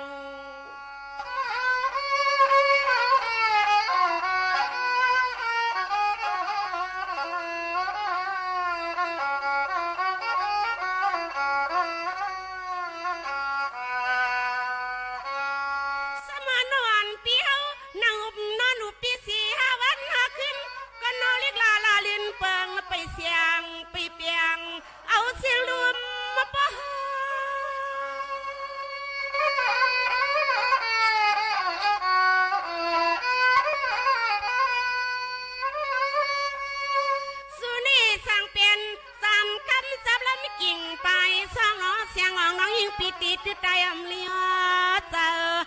สุยดูอยู่ป้องหอมเพื่อนน้องยีลุงมีสุดต่อเท่าเสลาคำน้องเตะสำหลอมป้องหังงากามนอจัดป่านในเฮาไว้ปันดูยิงเปิ้นเมื่อจำตายละมากาม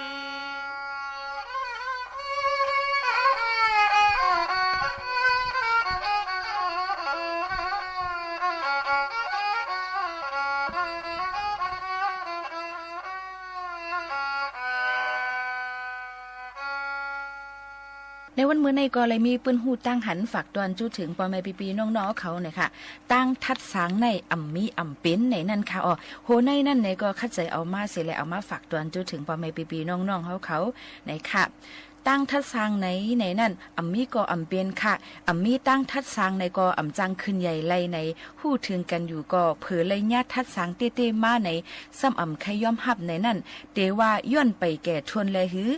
อำว่าเล็กแลเยอะอำว่าคุยแลแขนก้นในเตรียมทนหมดเยี่ยวไหนอำซูมีแลตื้นเตจังพิษจางเปิงจางมิดจางสวยแลอยู่นั่นค่ะนะเนาะเพราะว่าพิษเปิงมิดสวยก็ฮู้กาเตญาตั้งทัดสางเยี่ยวค่ะตั้งทัดสางหนึ่งอันในอิงเนืออันเลเสเกิดเป็นม้าก้อมไข่เสเนกันก้อมไข่หลั่นซนกันก้อมไข่ย่าลู่เสรนาตากันเสเกิดเป็นม้าห้าอำนั้นมีกลางใจลีเสแลใครๆฮู้พิษแม่หลีแลหือใครๆเงื่องมิดจอมเปิงเลยหือไหนถูกเลยทัดสังขึ้นก่อนเย้าในก็ภูทัดสังเปิ้นต่างก็ในก็เตเลยมีข้อที่1ในค่ะเตเลยทัดสังให้สั่งต่อเมียนข้าวย้ำมันป้ออ่ำสั่งต่อเมียนย้ำเตอ่ำจังเลยทัดสังในค่ะข้อที่2นั่นเตเลยทัดสัง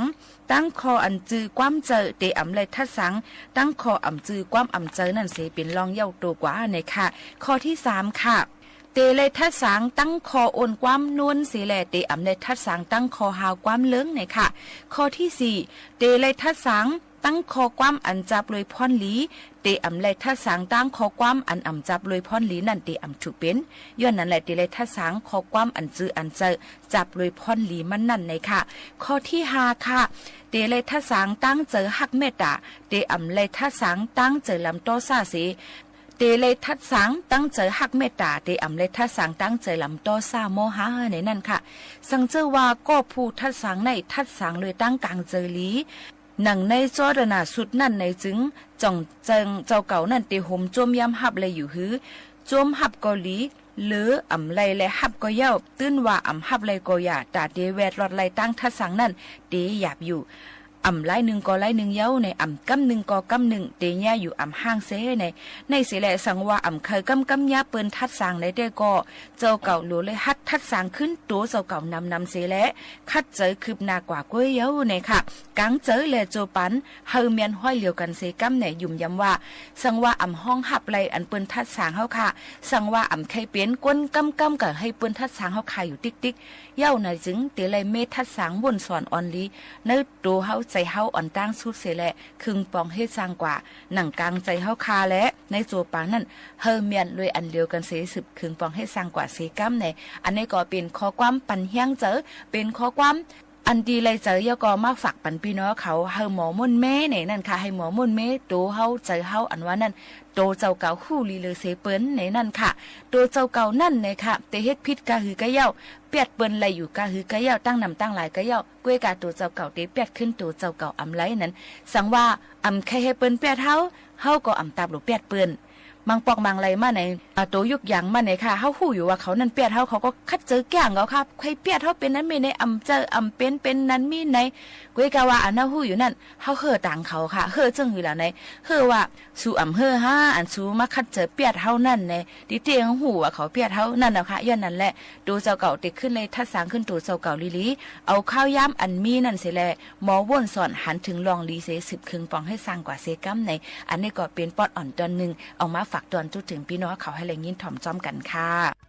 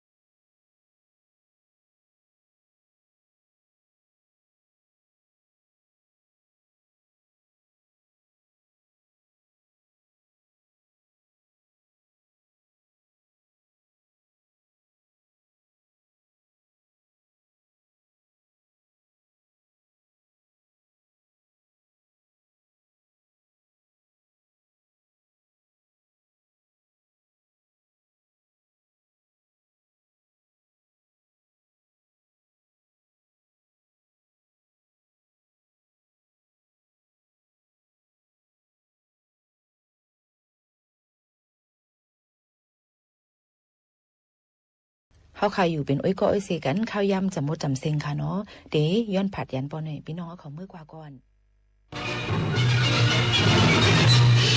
สถานีวิทยุกระจายเสียงแห่งประเทศไทยและเครือข่ายทั่วประเทศเสนอข่าวต้นชั่วโมงรู้เร็วรู้จริงเกาะติดทุกสถานการณ์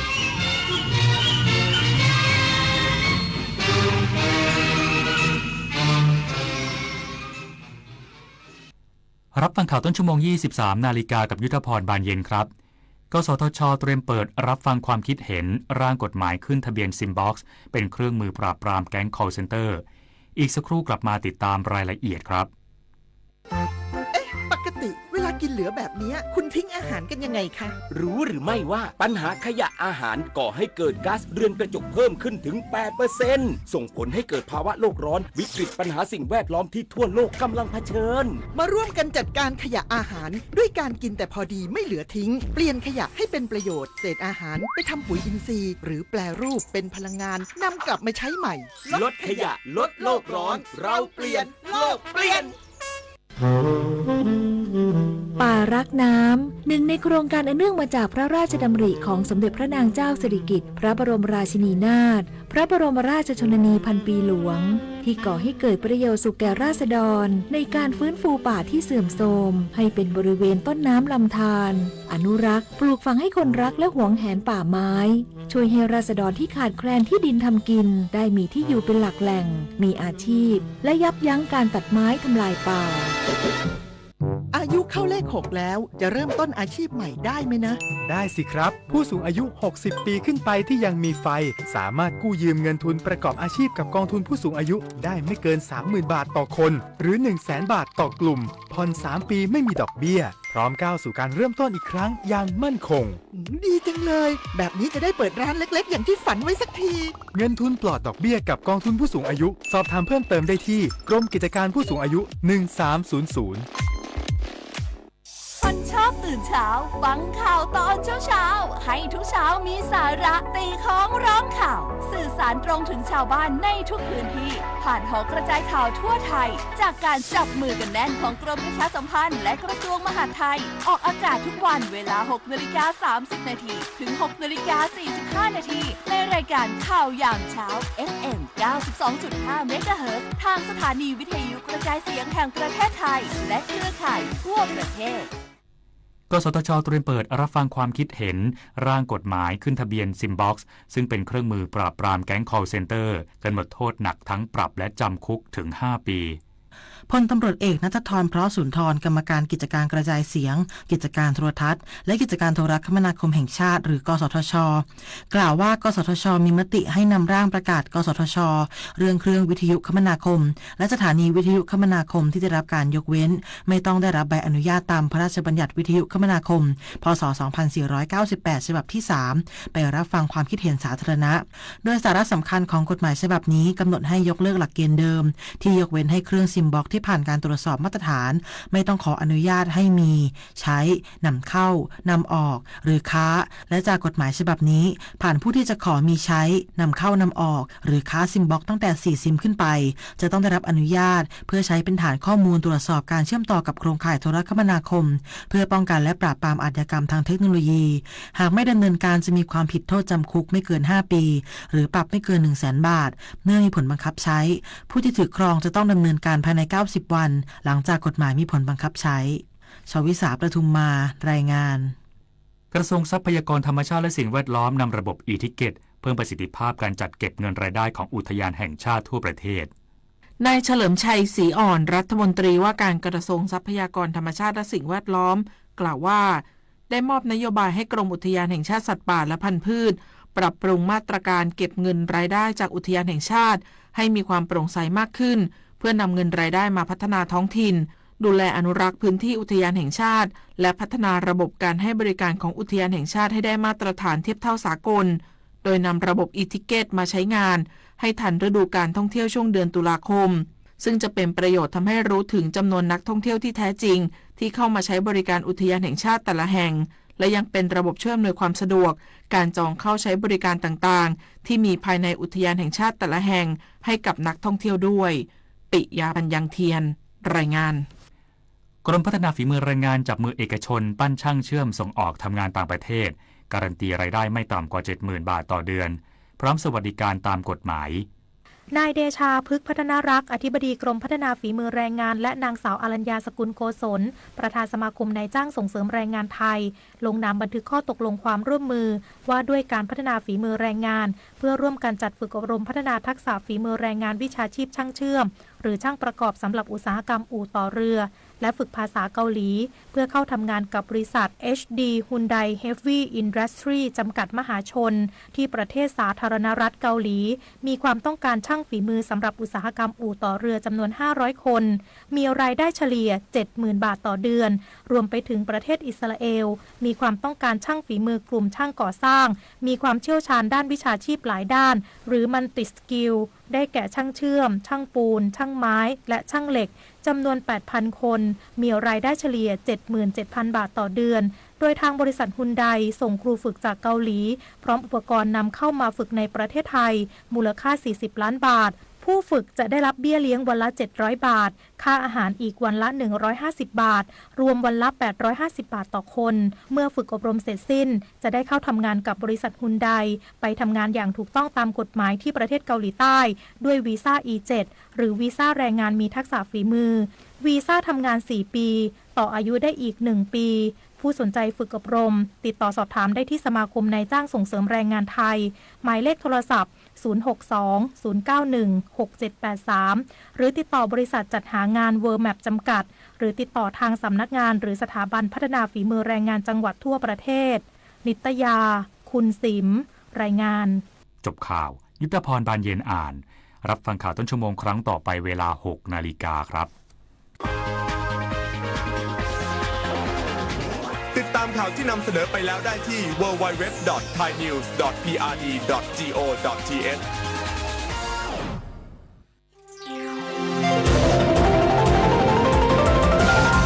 วิทยุแห่งประเทศไทยให้ความรู้กู้ความสุข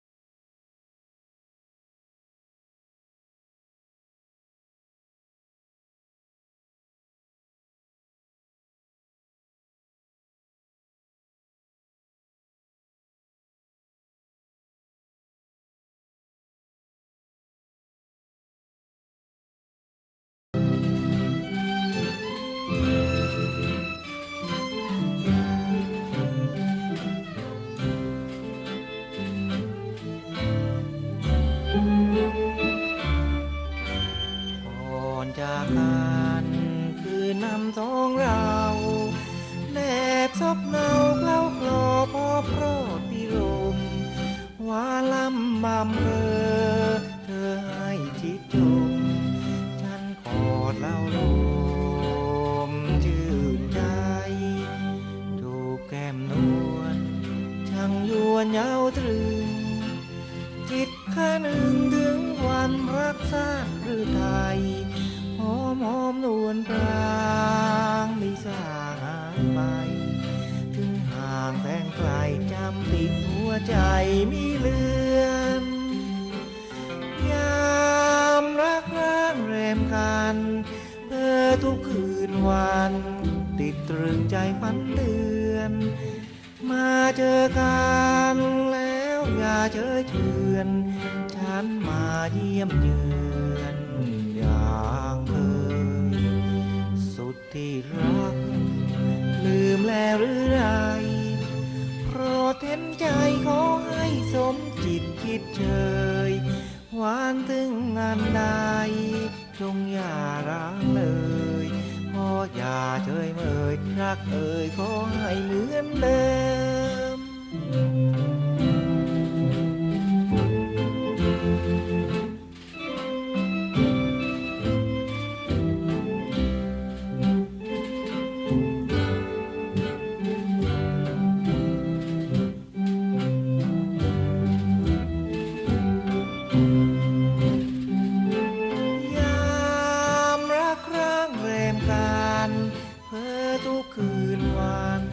ติดตรึงใจฝันเดือน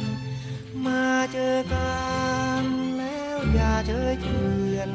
ฉันมาเยี่ยมเยือนอย่างเคยสุดที่รักลืมแล้วหรือไรโปรดเห็นใจขอให้สมจิตคิดเชยหวานถึงงานใดจงอย่าร้างเลยอย่าเฉยเมยนักเอ่ยขอให้เหมือนเดิม